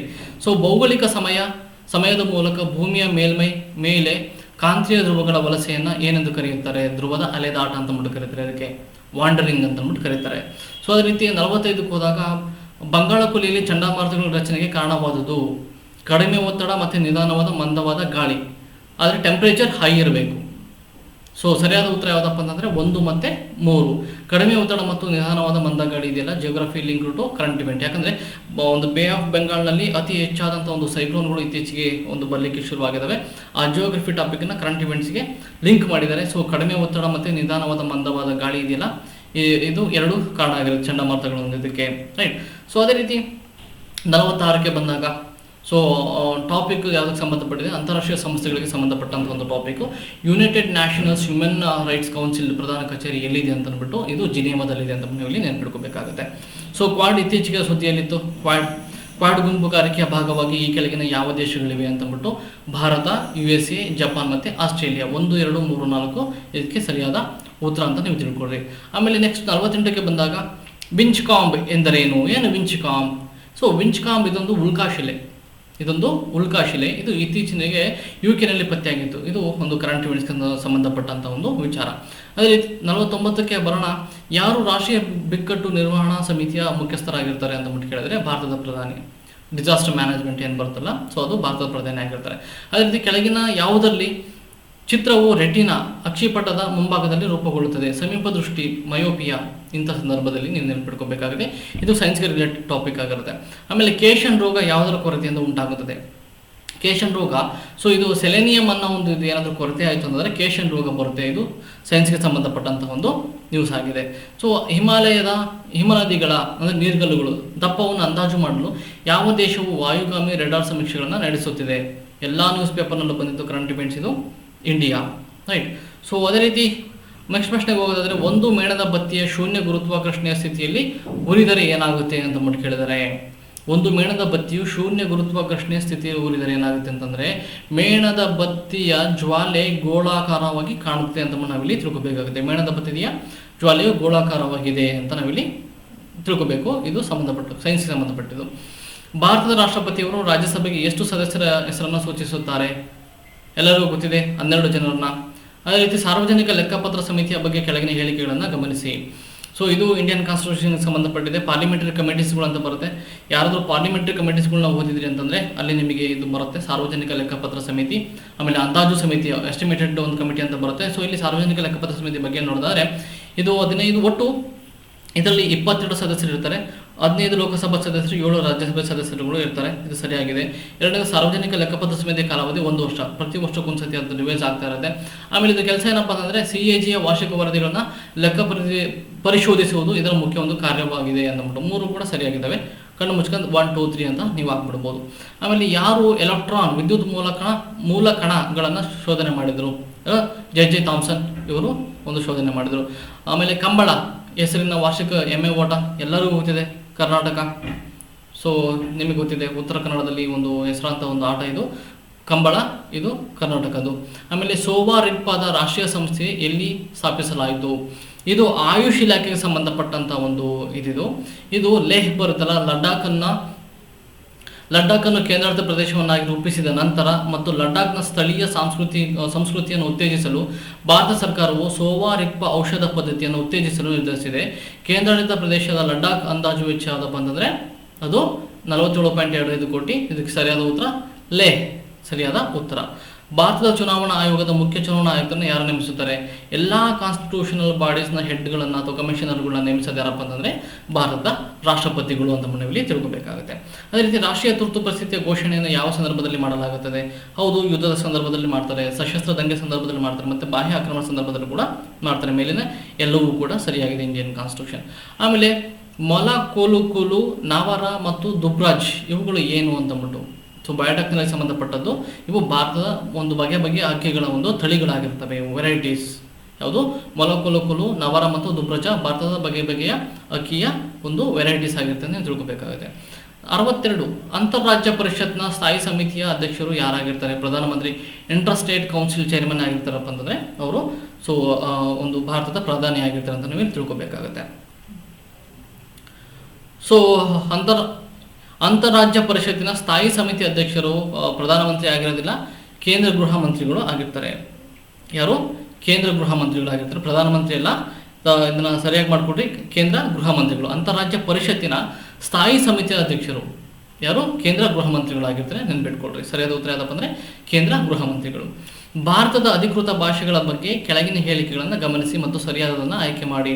ಸೊ ಇದು ಇತ್ತೀಚೆಗೆ ಈ ಒಂದು ಭಾಷೆಗಳ ಬಗ್ಗೆ ಒಂದು ನ್ಯೂಸಲ್ಲಿತ್ತು. ಸೊ ಅದರ ಮೇಲೆ ಕೇಳಿದರೆ ಸಂವಿಧಾನದ 17ನೇ ಭಾಗವು ಅಧಿಕೃತ ಭಾಷೆಗಳಿಗೆ ಸಂಬಂಧಪಟ್ಟಿದೆ. ಹೌದು, ಎಸ್ ಸರಿ. ಭಾಗ 17ರ ನಿಬಂಧನೆಗಳನ್ನು 4 ಶೀರ್ಷಿಕೆಗಳಾಗಿ ವಿಂಗಡಿಸಲಾಗಿದೆ. ಹೌದು. ಒಕ್ಕೂಟದ ಭಾಷೆಗಳು, ಪ್ರಾದೇಶಿಕ ಭಾಷೆಗಳು, ನ್ಯಾಯಾಂಗದ ಭಾಷೆಗಳು ಮತ್ತು ಕಾನೂನುಗಳು ಮತ್ತು ವಿಶೇಷ ನಿರ್ದೇಶನಗಳು. ಹೌದು, 1 ಮತ್ತು 2 ಕೂಡ ಸರಿ ಇದೆ, ಸಂವಿಧಾನಕ್ಕೆ ಸಂಬಂಧಪಟ್ಟಂಥದ್ದು. ಇಲ್ಲಿ ಪಟ್ಟದಕಲ್ಲು ದೇವಾಲಯ ಸಂಕೀರ್ಣಕ್ಕೆ ಬರೋಣ. ಕೇಳಿದರೆ ಪಟ್ಟದಕಲ್ಲು ದೇವಾಲಯ ಸಂಕೀರ್ಣದ ಬಗ್ಗೆ ಕೆಳಗಿನ ಹೇಳಿಕೆಗಳನ್ನು ಗಮನಿಸಿ. ನೋಡಿ, ಹಿಸ್ಟ್ರಿ, ಏನ್ಷಿಯಂಟ್ ಹಿಸ್ಟ್ರಿಗೆ ಸಂಬಂಧಪಟ್ಟದ್ದು. ಇದು ಯುನೆಸ್ಕೋವಿನ ಒಂದು ವಿಶ್ವ ಪರಂಪರೆಯ ತಾಣವಾಗಿದೆ ಮತ್ತು ಮಲಪ್ರಭಾ ನದಿಯ ತೀರದಲ್ಲಿದೆ. ಸರಿಯಾದ ಉತ್ತರ.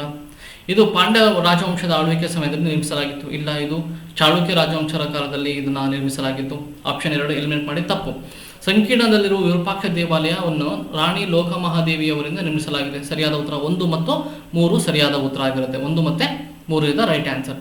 ಅದೇ ರೀತಿ ರಾಜ್ಯಪಾಲರಿಗೆ ಯಾರು ಪ್ರಮಾಣ ವಚನ ಬೋಧಿಸುತ್ತಾರೆ? ರಾಜ್ಯಪಾಲರಿಗೆ ಯಾರು ಪ್ರಮಾಣ ವಚನ ಬೋಧಿಸ್ತಾರೆ ಅಂತಂದರೆ ಹೈಕೋರ್ಟ್ ಮುಖ್ಯ ನ್ಯಾಯಮೂರ್ತಿಗಳು. ಇಂಡಿಯನ್ ಕಾನ್ಸ್ಟಿಟ್ಯೂಷನ್ ಗವರ್ನರ್ ಚಾಪ್ಟರ್ ಹೋದಾಗ ನಿಮಗೆ ಅಲ್ಲಿ ಸಿಗುತ್ತೆ. ನಿಮಗೆ ಕೆಳಗಿನ ಯಾವ ಭಾರತದ ಬಟ್ಟೆಗಳು, ವಸ್ತ್ರಗಳು ಅಂದರೆ ಭೌಗೋಳಿಕ ಸೂಚನಾ ಟ್ಯಾಗ್ ಪಡೆದಿದೆ? ಸೊ ಇಂಟರ್ನೆಟ್ ಸೋರ್ಸ್ ಇದು ಎಲ್ಲ ಬರುತ್ತೆ. ಕೋಟಾ, ಡೋರಿಯಾ, ಎಳಿಕಲ್ ಸೀರೆ, ಮೊಳಕಾಲ್ಮೂರು ಸೀರೆ, ಬಲರಾಂಪುರ್ ಸೀರೆ, ಕುತಂಪುಲ್ಲಿ ಸೀರೆ ಮತ್ತು ಪುನೇರಿ ಪಗಡಿ ಇವೆಲ್ಲವೂ ಕೂಡ ಭಾರತದ ಒಂದು ಭೌಗೋಳಿಕ ಸೂಚನಾ ಟ್ಯಾಗನ್ನು ಪಡೆದಿವೆಲ್ಲ ಭಾರತದ ಬಟ್ಟೆಗಳು. 1, 2, 3, 4, 5, 6 ಎಲ್ಲವೂ ಬರುತ್ತೆ. ಸೊ ಅದೇ ರೀತಿ ಚಿತ್ರಕಲೆಯ ಬಗ್ಗೆ ಹೇಳಿಕೆಗಳನ್ನು ಗಮನಿಸಿ ಮತ್ತು ಸರಿಯಾದ ಉತ್ತರವನ್ನು ಆಯ್ಕೆ ಮಾಡಿ ಅಂತಿದೆ. NCERT ಇಂಡಿಯನ್ ಕಲ್ಚರ್ ಓದಿದೆ ಅಂತಂದರೆ ಈ ಪಟ್ಟಚಿತ್ರದ ಬಗ್ಗೆ ಸಿಗುತ್ತೆ ನಿಮಗೆ. ಒಡಿಶಾ ಮತ್ತು ಪಶ್ಚಿಮ ಬಂಗಾಳ ರಾಜ್ಯಗಳ ಚಿತ್ರಕಲೆ ಅತ್ಯಂತ ಹಳೆಯ ಶೈಲಿಯಲ್ಲಿ ಇದು ಒಂದಾಗಿದೆ. ಹೌದು, ಸರಿಯಾದ ಉತ್ತರ. ಆಮೇಲೆ ಪಟ್ಟಚಿತ್ರದ ಭೌಗೋಳಿಕ ಸೂಚನೆಗಳನ್ನು 2 ರಾಜ್ಯಗಳಲ್ಲಿ ವಿಭಿನ್ನವಾಗಿ ನೋಂದಾಯಿಸಲಾಗಿದೆ.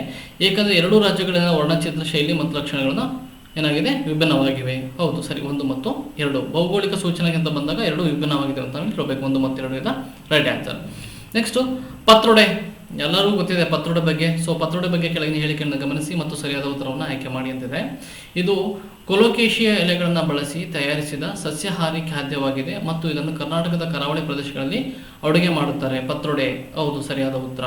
2021ರಲ್ಲಿ ಆಯುಷ್ ಕೇಂದ್ರ ಸಚಿವಾಲಯವು ಆಯುಷ್ ಔಷಧ ಪದ್ಧತಿಯನ್ನು ಸಾಂಪ್ರದಾಯಿಕ ಆಹಾರ ಪಾಕವಿಧಾನಗಳಲ್ಲಿ ಪತ್ರೊಡೆ ಒಂದಾಗಿ ಸೂಚಿಸಲಾಗಿದೆ. ಎಲ್ಲ ನ್ಯೂಸ್ ಪೇಪರ್ನಲ್ಲೂ ಬಂದಿದೆ. 1 ಮತ್ತು 2 ಕೂಡ ಸರಿಯಾದ ಉತ್ತರ.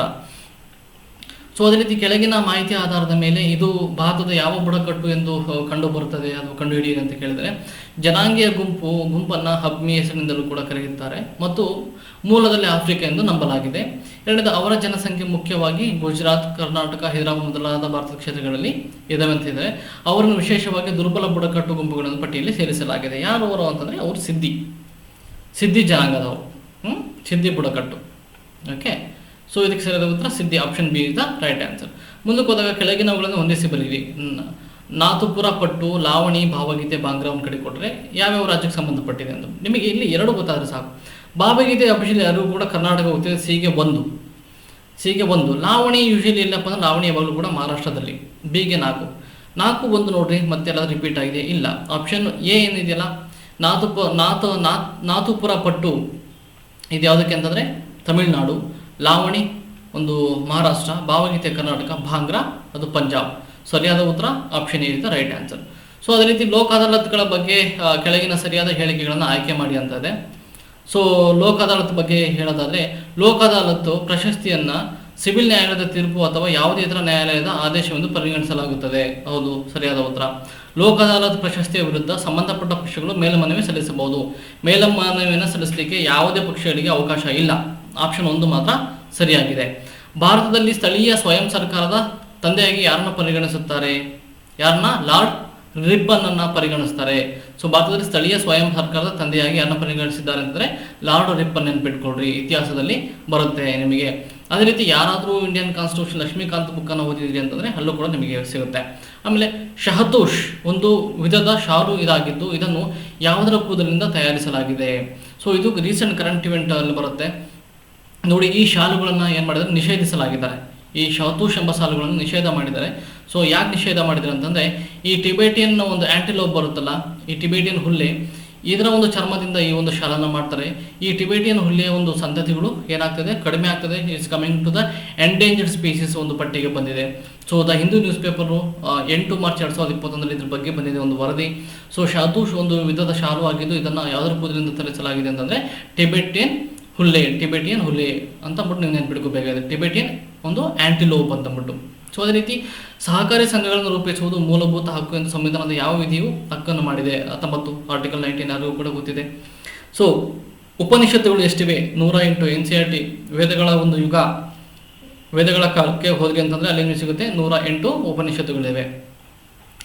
ಯಾರ ಒಂದು ಜನ್ಮ ವಾರ್ಷಿಕೋತ್ಸವವನ್ನು ರಾಷ್ಟ್ರೀಯ ಏಕತಾ ದಿವಸವನ್ನಾಗಿ ಆಚರಿಸಲಾಗುತ್ತದೆ? ಸರ್ದಾರ್ ಪಟೇಲ್ ಎಲ್ಲರಿಗೂ ಕೂಡ ಗೊತ್ತಿದೆ. ಸೊ ಅದೇ ರೀತಿ ಗಾಯತ್ರಿ ಮಂತ್ರವು ಯಾವುದರ ಒಂದು ಭಾಗ ಅಂತಂದರೆ ಅದು ಋಗ್ವೇದದ ಒಂದು ಭಾಗ. NCERT ಓದಿದಾಗ ಗೊತ್ತಾಗುತ್ತೆ. ವಿವಿಧೋದ್ದೇಶ ಬಹುಪಯೋಗಿ ನೀರಾವರಿ ಯೋಜನೆ ಪೋಲಾವರಂ ಯಾವುದರಲ್ಲಿದೆ? ಗೋದಾವರಿ ನದಿ, ಆಂಧ್ರ ಪ್ರದೇಶ್, ನೆನ್ಪಿಟ್ಕೊಳ್ರಿ. ಸೊ ಅದೇ ರೀತಿ ಪುಂಡೀಸ್ ಎಂದು ಕರೆಯಲಾದ ತೇಲುವ ದ್ವೀಪಗಳು ಯಾವ ಸರೋವರದಲ್ಲಿ ಕಂಡುಬರುತ್ತವೆ? ಸೊ ನಾವು ನ್ಯಾಷನಲ್ ಪಾರ್ಕ್ಸ್ 1 ಮತ್ತು ಭಾಗ 2 ಮಾಡುವಾಗ ಲೋಕ್ತಾಕ್ ಸರೋವರದ ಬಗ್ಗೆ ನಾವು ಹೇಳಿದ್ವಿ. ಒಂದು ಪ್ರಪಂಚದ ಅಥವಾ ಮತ್ತು ಭಾರತದ ಏಕೈಕ ಒಂದು ತೇಲುವ ಸರೋವರ ಲೋಕ್ತಾಕ್ ಸರೋವರ.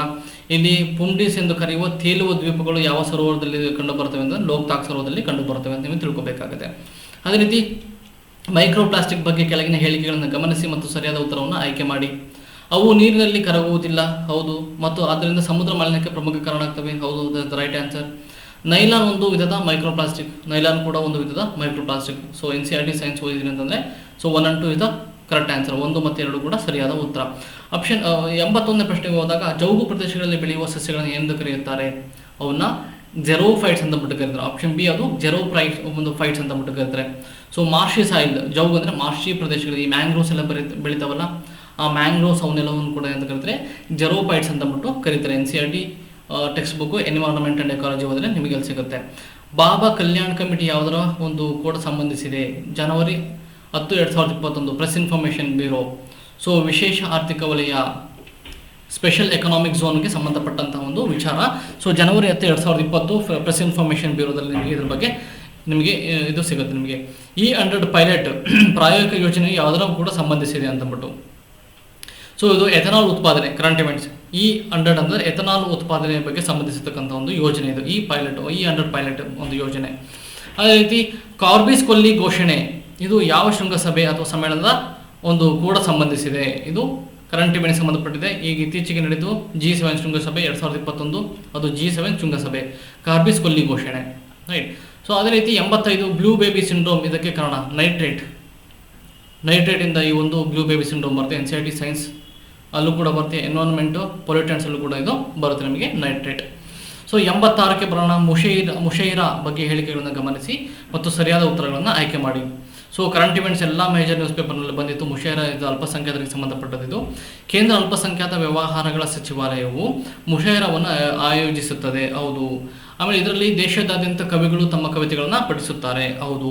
ಇದು ಯುವ ಪೀಳಿಗೆಗಳಿಗೆ ದೇಶದ ಕಲೆ ಮತ್ತು ಸಂಸ್ಕೃತಿಯ ಬಗ್ಗೆ ಅರಿವು ಮೂಡಿಸುವ ಗುರಿಯನ್ನು ಹೊಂದಿದೆ, ಹೌದು. ಆಲ್ ದ ಎಬೋ 1, 2, 3 ಇದು ಸರಿಯಾದ ಉತ್ತರ. ಭಾರತದಲ್ಲಿ ಯಾವ ಬ್ಯಾಂಕ್ ಕೃಷಿಗಾಗಿ ಮರು ಹಣಕಾಸನ್ನು ಒದಗಿಸುತ್ತದೆ? ನಬಾರ್ಡ್, ಎಲ್ಲರೂ ಕೂಡ ಗೊತ್ತಿದೆ. ಕೃಷಿಗಾಗಿ ಮರು ಹಣಕಾಸು ಹೊಂದಿಸೋದು ಯಾವುದು ಅಂದರೆ ನಬಾರ್ಡ್. ಯಾವ ಕೇಂದ್ರ ಸಶಸ್ತ್ರ ಪಡೆಗೆ ದಿವ್ಯಾಂಗ ಸಬಲೀಕರಣಕ್ಕಾಗಿ ರಾಷ್ಟ್ರೀಯ ಕೇಂದ್ರ ಅಂದರೆ national centre for Divyang empowerment ಅನ್ನು ಸ್ಥಾಪಿಸಿದೆ ಅಂತಂದ್ಬಿಟ್ಟು? ಅದು ಕೇಂದ್ರ ರಿಸರ್ವ್ ಪೊಲೀಸ್ ಫೋರ್ಸ್, CRPF. ಎಲ್ಲ ನ್ಯೂಸ್ ಪೇಪರ್ನಲ್ಲಿದೆ, ಕರೆಂಟ್ ಇವೆಂಟ್ಸ್ಗೆ ಸಂಬಂಧಪಟ್ಟದ್ದು. ಕಾಲೋಚಿತ ವ್ಯತ್ಯಾಸಗಳು ಎಲ್ಲಿ ಗರಿಷ್ಠವಾಗಿರುತ್ತದೆ? ಮಿಡ್ ಲ್ಯಾಟಿಟ್ಯೂಡ್ಸಲ್ಲಿ ಇದು ಹೆಚ್ಚಿಗೆ ಗರಿಷ್ಠವಾಗಿರುತ್ತವೆ. ಮಧ್ಯ ಅಕ್ಷಾಂಶಗಳು ಇದಕ್ಕೆ ಸರಿಯಾದ ಉತ್ತರ. ಯಾವುದೇ ಪ್ರದೇಶದ ಮೇಲ್ಮೈ ವಿಶೇಷತೆಯನ್ನು ತೋರಿಸುವ ಕಕ್ಷೆಯನ್ನು ಏನೆಂದು ಕರೆಯುತ್ತಾರೆ? ಪರಿಹಾರ ನಕ್ಷೆ ಅಂತಂದ್ಬಿಟ್ಟು ಅಥವಾ ಛಾಯಾ ಭೂಪಟ ಅಂತಂದ್ಬಿಟ್ಟು ಕರೀತಾರೆ. ಒಂದು ಭೂಗೋಳದ ಮ್ಯಾಪ್ಗೆ ಸಂಬಂಧಪಟ್ಟಂಥ ಒಂದು ಯಾವುದೇ ಪ್ರದೇಶದ ಮೇಲ್ಮೈಯ ವಿಶೇಷತೆಯನ್ನು ತೋರಿಸುವ ನಕ್ಷೆಯನ್ನು ಎಂದು ಕರೀತಾರೆ ಅಂತಂದರೆ ಪರಿಹಾರ ನಕ್ಷೆ ಅಂತಂದ್ಬಿಟ್ಟು ಕರೀತಾರೆ. ಭಾರತದ ಅತ್ಯಂತ ಆಳವಾದ ಗಣಿ ಯಾವುದು? ಎಲ್ಲರೂ ಕೂಡ ಗೊತ್ತಿದೆ, ಕೋಲಾರ್ ಗೋಲ್ಡ್ ಫೀಲ್ಡ್, ಕೋಲಾರದ ಚಿನ್ನದ ಒಂದು ಗಣಿ, ಅದು ಸರಿಯಾದ ಉತ್ತರ.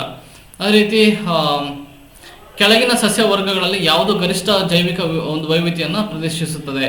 ಸೊ ನೋಡಿ, ಅತಿ ಹೆಚ್ಚು ಜೈವಿಕ ಒಂದು ವೈವಿಧ್ಯತೆ ಕಂಡು ಬರೋದಿಲ್ಲಪ್ಪ ಅಂತಂದರೆ ಉಷ್ಣವಲಯದ ಮಳೆಕಾಡುಗಳು. ಎಲ್ಲಿ ಒಂದು ಟ್ರೋಪಿಕಲ್ ರೈನ್ ಫಾರೆಸ್ಟ್ ಮಳೆ ಅತಿ ಹೆಚ್ಚು ಎಲ್ಲಿ ಮಳೆ ಬೀಳುತ್ತೋ, ಅತಿ ಹೆಚ್ಚು ಉಷ್ಣವಲಯ ಎಲ್ಲಿದೆಯೋ ಅಲ್ಲಿ ನಿಮಗೆ ಜಾಸ್ತಿ ಆದಂತಹ ಒಂದು ಮರಗಳು, ಒಂದು ಸ್ಪೀಸೀಸ್ಗಳು ಕಂಡು ಬರುತ್ತೆ. ಇದಕ್ಕೆ ಸರಿಯಾದ ಉತ್ತರ ಉಷ್ಣವಲಯದ ಮಳೆಕಾಡುಗಳು. ಸೊ 93ನೇ ಪ್ರಶ್ನೆಗೆ ಬರೋಣ. ಜೀವಗೋಳದ ಮೀಸಲು ಅಥವಾ ಸಂಚಯಗಳು, ರಿಸರ್ವ್ಸ್ ಬಗ್ಗೆ ಕೆಳಗಿನ ಹೇಳಿಕೆಗಳನ್ನು ಗಮನಿಸಿ ಮತ್ತು ಸರಿಯಾದ ಉತ್ತರವನ್ನು ಆಯ್ಕೆ ಮಾಡಿ ಅಂತ ಇದೆ. ಸೊ ಇಲ್ಲಿ ಜೀವಗೋಳದ ಮೀಸಲು, ಮನುಷ್ಯ ಮತ್ತು ಜೀವಗೋಳ ಅಂತರ್ ಸರ್ಕಾರೀಯ ಕಾರ್ಯವನ್ನು ಯುನೆಸ್ಕೋ ಆರಂಭಿಸಿದೆ. ಸರಿಯಾದ ಉತ್ತರ. ಜೀವಗೋಳ ಸಂಚಯಗಳು ಅಥವಾ ಮೀಸಲುಗಳು ಕೋರ್ ಪ್ರದೇಶ, ಬಫರ್ ವಲಯ ಮತ್ತು ಪರಿವರ್ತನೆಯ ಪ್ರದೇಶ ಎಂದು ಕರೆಯಲ್ಪಡುವ 3 ಮುಖ್ಯ ವಲಯಗಳನ್ನು ಹೊಂದಿದೆ. ಸರಿಯಾದ ಉತ್ತರ. ಮನ್ನಾರ್ ಕೊಲ್ಲಿ, ಸಿಮ್ಲಿಪಲ್ ಮತ್ತು ಪಂಚಮಾರಿ ಇವು ಭಾರತದ ಜೀವಗೋಳದ ಮೀಸಲು ಪ್ರದೇಶಗಳು. ಇದು ಸರಿಯಾದ ಉತ್ತರ. ಯಾರು NCERT ಎನ್ವೈರನ್ಮೆಂಟ್ ಅಂಡ್ ಎಕಾಲಜಿನ ಓದಿರ್ತೀರಾ ಅಥವಾ ಬಯೋಮ್ಸ್ಗಳನ್ನು ಓದಿರ್ತೀರಾ ಅಲ್ಲಿ ನಿಮಗೆ ಇದಕ್ಕೆ ಸರಿಯಾದ ಉತ್ತರ ಸಿಗುತ್ತೆ. ಇದಕ್ಕೆ ಆಲ್ ದ ಅಬೌವ್ ಇದೆ ರೈಟ್ ಆನ್ಸರ್ 1, 2, 3. ಪ್ಲಾಸ್ಟಿಕ್ ತ್ಯಾಜ್ಯ ನಿರ್ವಹಣೆ ತಿದ್ದುಪಡಿ ನಿಯಮಗಳ 2021 ಬಗ್ಗೆ ಹೇಳಿಕೆಗಳನ್ನು ಗಮನಿಸಿ ಮತ್ತು ಸರಿಯಾದ ಉತ್ತರವನ್ನು ಆಯ್ಕೆ ಮಾಡಿ ಅಂತ ಪ್ರಶ್ನೆ ಇದೆ. ಹೊಸ ನಿಯಮವು 2022ರ ವೇಳೆಗೆ ಕಡಿಮೆ ಉಪಯುಕ್ತತೆ ಮತ್ತು ಹೆಚ್ಚಿನ ಕಸದ ಸಾಮರ್ಥ್ಯವನ್ನು ಹೊಂದಿರುವ ನಿರ್ದಿಷ್ಟ ಏಕ ಬಳಕೆ ಪ್ಲಾಸ್ಟಿಕ್ ವಸ್ತುಗಳನ್ನು ನಿಷೇಧಿಸುತ್ತದೆ. ಹೌದು, ಸರಿಯಾದ ಉತ್ತರ. ಕಾಂಪೋಸ್ಟಬಲ್ ಮಿಶ್ರ ಗೊಬ್ಬರವಾಗುವಂತಹ ಪ್ಲಾಸ್ಟಿಕ್ನ ವಸ್ತುಗಳಿಗೆ ನಿಷೇಧ ಅನ್ವಯಿಸುವುದಿಲ್ಲ. ಹೌದು, 1 ಮತ್ತು 2 ಕೂಡ ಸರಿಯಾಗಿದೆ. 95ನೇ ಪ್ರಶ್ನೆಗೆ ಬರುವುದಾದರೆ, ಭಾರತದ ಆಳವಾದ ಸಮುದ್ರ ಮಿಷನ್ ಅನ್ನು ಅನುಷ್ಠಾನಗೊಳಿಸುವ ನೋಡಲ್ ಸಚಿವಾಲಯವು ಯಾವುದು ಅಂತಂದರೆ ಭೂವಿಜ್ಞಾನ ಸಚಿವಾಲಯ. ಇದು ಭೂವಿಜ್ಞಾನ ಸಚಿವಾಲಯ. ಭಾರತದ ಹಣಕಾಸು, ಸೂಕ್ಷ್ಮ ಜ್ಞಾನ, ಗುಪ್ತಚರ ವಿಭಾಗದ ಬಗ್ಗೆ ಕೆಲವು ಹೇಳಿಕೆಗಳನ್ನು ಸರಿಯಾದನ್ನು ಆಯ್ಕೆ ಮಾಡಿ ಅಂತಿದೆ. FIUN ಇಂಡಿಯಾ ಇದು ಸಂಶಯಾಸ್ಪದ ಹಣಕಾಸು ವಹಿವಾಟುಗಳಿಗೆ ಸಂಬಂಧಿಸಿದ ಮಾಹಿತಿಯನ್ನು ಸಂಸ್ಕರಿಸುವುದು, ವಿಶ್ಲೇಷಿಸುವುದು ಮತ್ತು ಪ್ರಸಾರ ಮಾಡುವುದಕ್ಕೆ ಜವಾಬ್ದಾರಿಯಾಗಿದೆ. ಸರಿಯಾದ ಉತ್ತರ. ಇದರ ಕೆಲಸವನ್ನು ಹಣಕಾಸು ಸಚಿವರು ಮೇಲ್ವಿಚಾರಣೆ ಮಾಡುತ್ತಾರೆ. ಹೌದು, 1 ಮತ್ತು 2 ಇದು ಸರಿಯಾದ ಉತ್ತರ. 97ಕ್ಕೆ ಬರೋಣ. ಗತಿಶಕ್ತಿ ಮಾಸ್ಟರ್ ಪ್ಲಾನ್ ಶ್ರೇಷ್ಠ ಯೋಜನೆ ಎಂದರೆ ಏನಪ್ಪ ಅಂತಂದರೆ ಇದು ಭಾರತದಲ್ಲಿ ಸಮಗ್ರ ಮೂಲಸೌಕರ್ಯ ಅಭಿವೃದ್ಧಿಗೋಸ್ಕರ ರಾಷ್ಟ್ರೀಯ ಶ್ರೇಷ್ಠ ಯೋಜನೆ ಆಗಿದೆ ಅಂದ್ಬಿಟ್ಟು ಸರಿಯಾದ ಉತ್ತರ. ಸೊ ಗತಿಶಕ್ತಿ ಮಾಸ್ಟರ್ ಪ್ಲಾನ್ ಇದು ಕರೆಂಟ್ ಇವೆಂಟ್ಸ್ಗೆ ಸಂಬಂಧಪಟ್ಟಿದೆ. ಸೊ ಮೇಕೆದಾಟು ಒಂದು ವಿವಿಧೋದ್ದೇಶ ಯೋಜನೆ ಎಲ್ಲಿದೆ ಅಂತಂದರೆ ಅದು ಕಾವೇರಿ ನದಿಗೆ. ಭಾರತದ ಯಾವ ನಗರವು 100% ಕೋವಿಡ್-19 ಲಸಿಕೆಯನ್ನು ಮೊದಲು ಸಾಧಿಸಿತ್ತು ಅಂದರೆ ಭುವನೇಶ್ವರ್. ಎಲ್ಲ ಮೇಜರ್ ನ್ಯೂಸ್ ಪೇಪರ್ನಲ್ಲಿ ಬಂದಿದೆ. ಕೆಳಗಿನ ಹೇಳಿಕೆಗಳನ್ನು ಗಮನಿಸಿ. ನೀವು ಇದು ಸೆನ್ಸಸ್ಗೆ ಸಂಬಂಧಪಟ್ಟಂಥ ಒಂದು ಪ್ರಶ್ನೆ. ಭಾರತದ ಮೊದಲ ಏಕಕಾಲೀಯವಾಗಿ ಜನಗಣತಿಯನ್ನು 1881ರಲ್ಲಿ ನಡೆಸಲಾಯಿತು. ಸರಿಯಾದ ಉತ್ತರ. ದಶಮಾನದ ಜನಗಣತಿಯನ್ನು ನಡೆಸುವ ಜವಾಬ್ದಾರಿಯುತ ಭಾರತದ ರಿಜಿಸ್ಟ್ರಾರ್ ಜನರಲ್ ಮತ್ತು ಜನಗಣತಿ ಆಯುಕ್ತರ ಕಚೇರಿಯ ಮೇಲೆ ಇರುತ್ತದೆ. ಹೌದು, ಸರಿಯಾದ ಉತ್ತರ.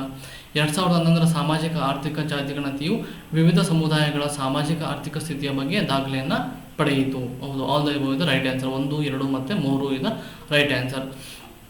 ಸೊ ಎಲ್ಲವೂ ಕೂಡ ನಾವು ಆನ್ಸರ್ ಮಾಡೋ ಒಂದು ಪ್ರಯತ್ನವನ್ನು ಮಾಡಿದ್ದೀವಿ. ಸೊ ಇವೆಲ್ಲವೂ ಕೂಡ ನಿಮಗೆ ಕೇಳ್ತಕ್ಕಂಥ ಒಂದು ಪ್ರಶ್ನೆಗಳಾಗಿದ್ದಾವೆ.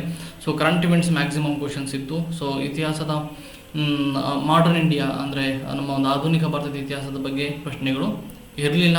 ಸೊ ಮಧ್ಯಕಾಲೀನ ಭಾರತದ ಇತಿಹಾಸದಲ್ಲಿ ಎಲ್ಲೋ 1-2 ಪ್ರಶ್ನೆಗಳನ್ನು ನೋಡಿದ್ವಿ. ಏನ್ಷಿಯಂಟ್ ಹಿಸ್ಟ್ರಿ ಮೇಲೆ ನಿಮಗೆ ಕಾನ್ಸಂಟ್ರೇಟ್ ಮಾಡಿದ್ರು. ಭೂಗೋಳದಲ್ಲಿ ಅತಿ ಹೆಚ್ಚು ಪ್ರಶ್ನೆಗಳು ಇದ್ದವು. ಅದೇ ರೀತಿ ಕರೆಂಟ್ ಇವೆಂಟ್ಸ್ಗೆ ಸಂಬಂಧಪಟ್ಟಂಥ ಪ್ರಶ್ನೆಗಳು ಮತ್ತು ಟೆಕ್ನಾಲಜಿಗೆ ಸಂಬಂಧಪಟ್ಟ ಪ್ರಶ್ನೆಗಳು ಇದರಲ್ಲಿ ಇದ್ದವು. ಸೊ ಇದನ್ನು ನೀವು ಅನಲೈಸ್ ಮಾಡಿ ಅದೇ ರೀತಿ ನೀವು ಪಠ್ಯಗಳನ್ನು ಡಿವೈಡ್ ಮಾಡ್ಕೋಬೇಕು. ಸೊ ಹೇಗೆ ಕಾಂಪಿಟೇಷನ್ ಭಾಳ ಇರೋದರಿಂದ ಪ್ರಶ್ನೆಗಳನ್ನು ಯಾವ ಒಂದು ಟಾಪಿಕ್ ಮೇಲೆ ಕೇಳ್ತಾರೆ ಅಂತಂದ್ಬಿಟ್ಟು ನಾವು ಒಂದು ಅನಲೈಸ್ ಮಾಡಲಿಕ್ಕಾಗಲ್ಲ. ಎಲ್ಲವನ್ನೂ ಕೂಡ ಮುಖ್ಯ ಅಂತಂದ್ಬಿಟ್ಟು ಭಾವಿಸಿ ನಾವು ಓದಬೇಕಾಗತ್ತೆ. ನೀವು ಓದುವಾಗ ಡಿವೈಡ್ ಮಾಡಿಕೊಡ್ರಿ. ವಿಜ್ಞಾನಕ್ಕೆ ಸಂಬಂಧಪಟ್ಟ ಕರೆಂಟ್ ಇವೆಂಟ್ಸ್ ಆಗಿರ್ಬೋದು, ಟೆಕ್ನಾಲಜಿಗೆ ಸಂಬಂಧಪಟ್ಟಂಥ ಕರೆಂಟ್ ಇವೆಂಟ್ಸ್ ಆಗಿರ್ಬೋದು, ಇತಿಹಾಸ, ಭೂಗೋಳಶಾಸ್ತ್ರ, ಎನ್ವೈರನ್ಮೆಂಟ್ ಅಂಡ್ ಎಕಾಲಜಿ ಇದಕ್ಕೆ ಸಂಬಂಧಪಟ್ಟಂಥ ಪ್ರಶ್ನೆಗಳು ಒಂದು ಕರೆಂಟ್ ಇವೆಂಟ್ಸ್ ಆಗಿರ್ಬೋದು. ಈ ಡಿವೈಡ್ ಮಾಡಿ ಪೇಪರ್ಗಳು ನಾವು ಓದುವಾಗ ಅದೇ ರೀತಿ ಪ್ರಶ್ನೆ ಪತ್ರಿಕೆ that is equivalent to UPSC ಪರೀಕ್ಷೆಗೆ ಒಂದು ರೀತಿಯಾದ ಒಂದು ಪ್ರಶ್ನೆ ಪತ್ರಿಕೆ ಇತ್ತು. ಸೊ ಕಾಂಪಿಟೇಷನ್ ಲೆವೆಲ್ ಆ ಥರ ಇರೋದ್ರಿಂದ ಈ ಥರ ಪ್ರಶ್ನೆಗಳು ಇನ್ನು ಮುಂದೆ ಬರುವಂಥ ಪ್ರಶ್ನೆ ಪತ್ರಿಕೆಗಳೆಲ್ಲ ಇದೇ ರೀತಿಯಾಗಿರ್ತವೆ. ಸೊ ಹಾಗಾಗಿ ನೀವು ಡೆಪ್ತಾಗಿ ಓದಲೇಬೇಕಾಗತ್ತೆ. ಇನ್ನು ಡೆಪ್ತಿಗೆ ಇಳಿಲೇಬೇಕು. ಮೇಲೆ ಓದಿದರೆ ಖಂಡಿತವಾಗ್ಲೂ ನಿಮಗೆ ಉತ್ತರಗಳು ಸಿಗೋದಿಲ್ಲ ಪ್ರಶ್ನೆಗಳಿಗೆ. ಇನ್ನು ಡೆಪ್ತ್ ಇಳಿಬೇಕು, ನೀವು ಆಳಕ್ಕೆ ಇಳಿಲೇಬೇಕು. ಸೊ ದಯವಿಟ್ಟು ಕೊನೆಯಲ್ಲಿ ನಾವು ಒಂದು ಗೂಗಲ್ ಫಾರ್ಮ್ನ ಕೊಟ್ಟಿದ್ದೀವಿ. ಆ ಒಂದು ಗೂಗಲ್ ಫಾರ್ಮ್ನಲ್ಲಿ ಯಾರ್ಯಾರು PSI ಎಕ್ಸಾಮ್ಸ್ನ ಬರೆದಿದ್ದೀರಾ ಅವರಿಗೆ ಎಷ್ಟು ಅಂಕಗಳ ನಿರೀಕ್ಷೆಯಲ್ಲಿದ್ದೀರಾ, ನಿಮಗೆ ಎಷ್ಟು ಅಂಕಗಳು ಬಂದಿದೆ ಈ ಒಂದು ಇದರಲ್ಲಿ ಅಂತಂದ್ಬಿಟ್ಟು ನೀವು ದಯವಿಟ್ಟು ಮಾರ್ಕ್ ಮಾಡಿ ನನಗೆ ಕಳಿಸ್ಕೊಡಿ. ನಾವು ಒಂದು ಸರ್ವೆಯನ್ನು ಮಾಡ್ತಾ ಇದ್ದೀವಿ. ಸೊ ಎಷ್ಟಕ್ಕೆ ಕಟ್ ಆಫ್ ನಿಲ್ಬೋದು ಅಂತಂದ್ಬಿಟ್ಟು, ಯಾರ್ಯಾರು ಎಷ್ಟು ಚೆನ್ನಾಗಿ ಮಾಡಿದ್ರು ಅಂತಂದ್ಬಿಟ್ಟು ನಾವು ನೋಡಬೇಕಾಗಿದೆ. ಸೊ ಹಾಗಾಗಿ ಇದಿಷ್ಟು ಪೇಪರ್ 2 PSI ಪತ್ರಿಕೆ ಪೇಪರ್ 2 ಆಗಿತ್ತು. ಮತ್ತು ಮುಂದಿನ ಒಂದು ವಿಡಿಯೋದೊಂದಿಗೆ ಮತ್ತೆ ನಾವು ಭೇಟಿ ಆಗೋಣ. Thank you.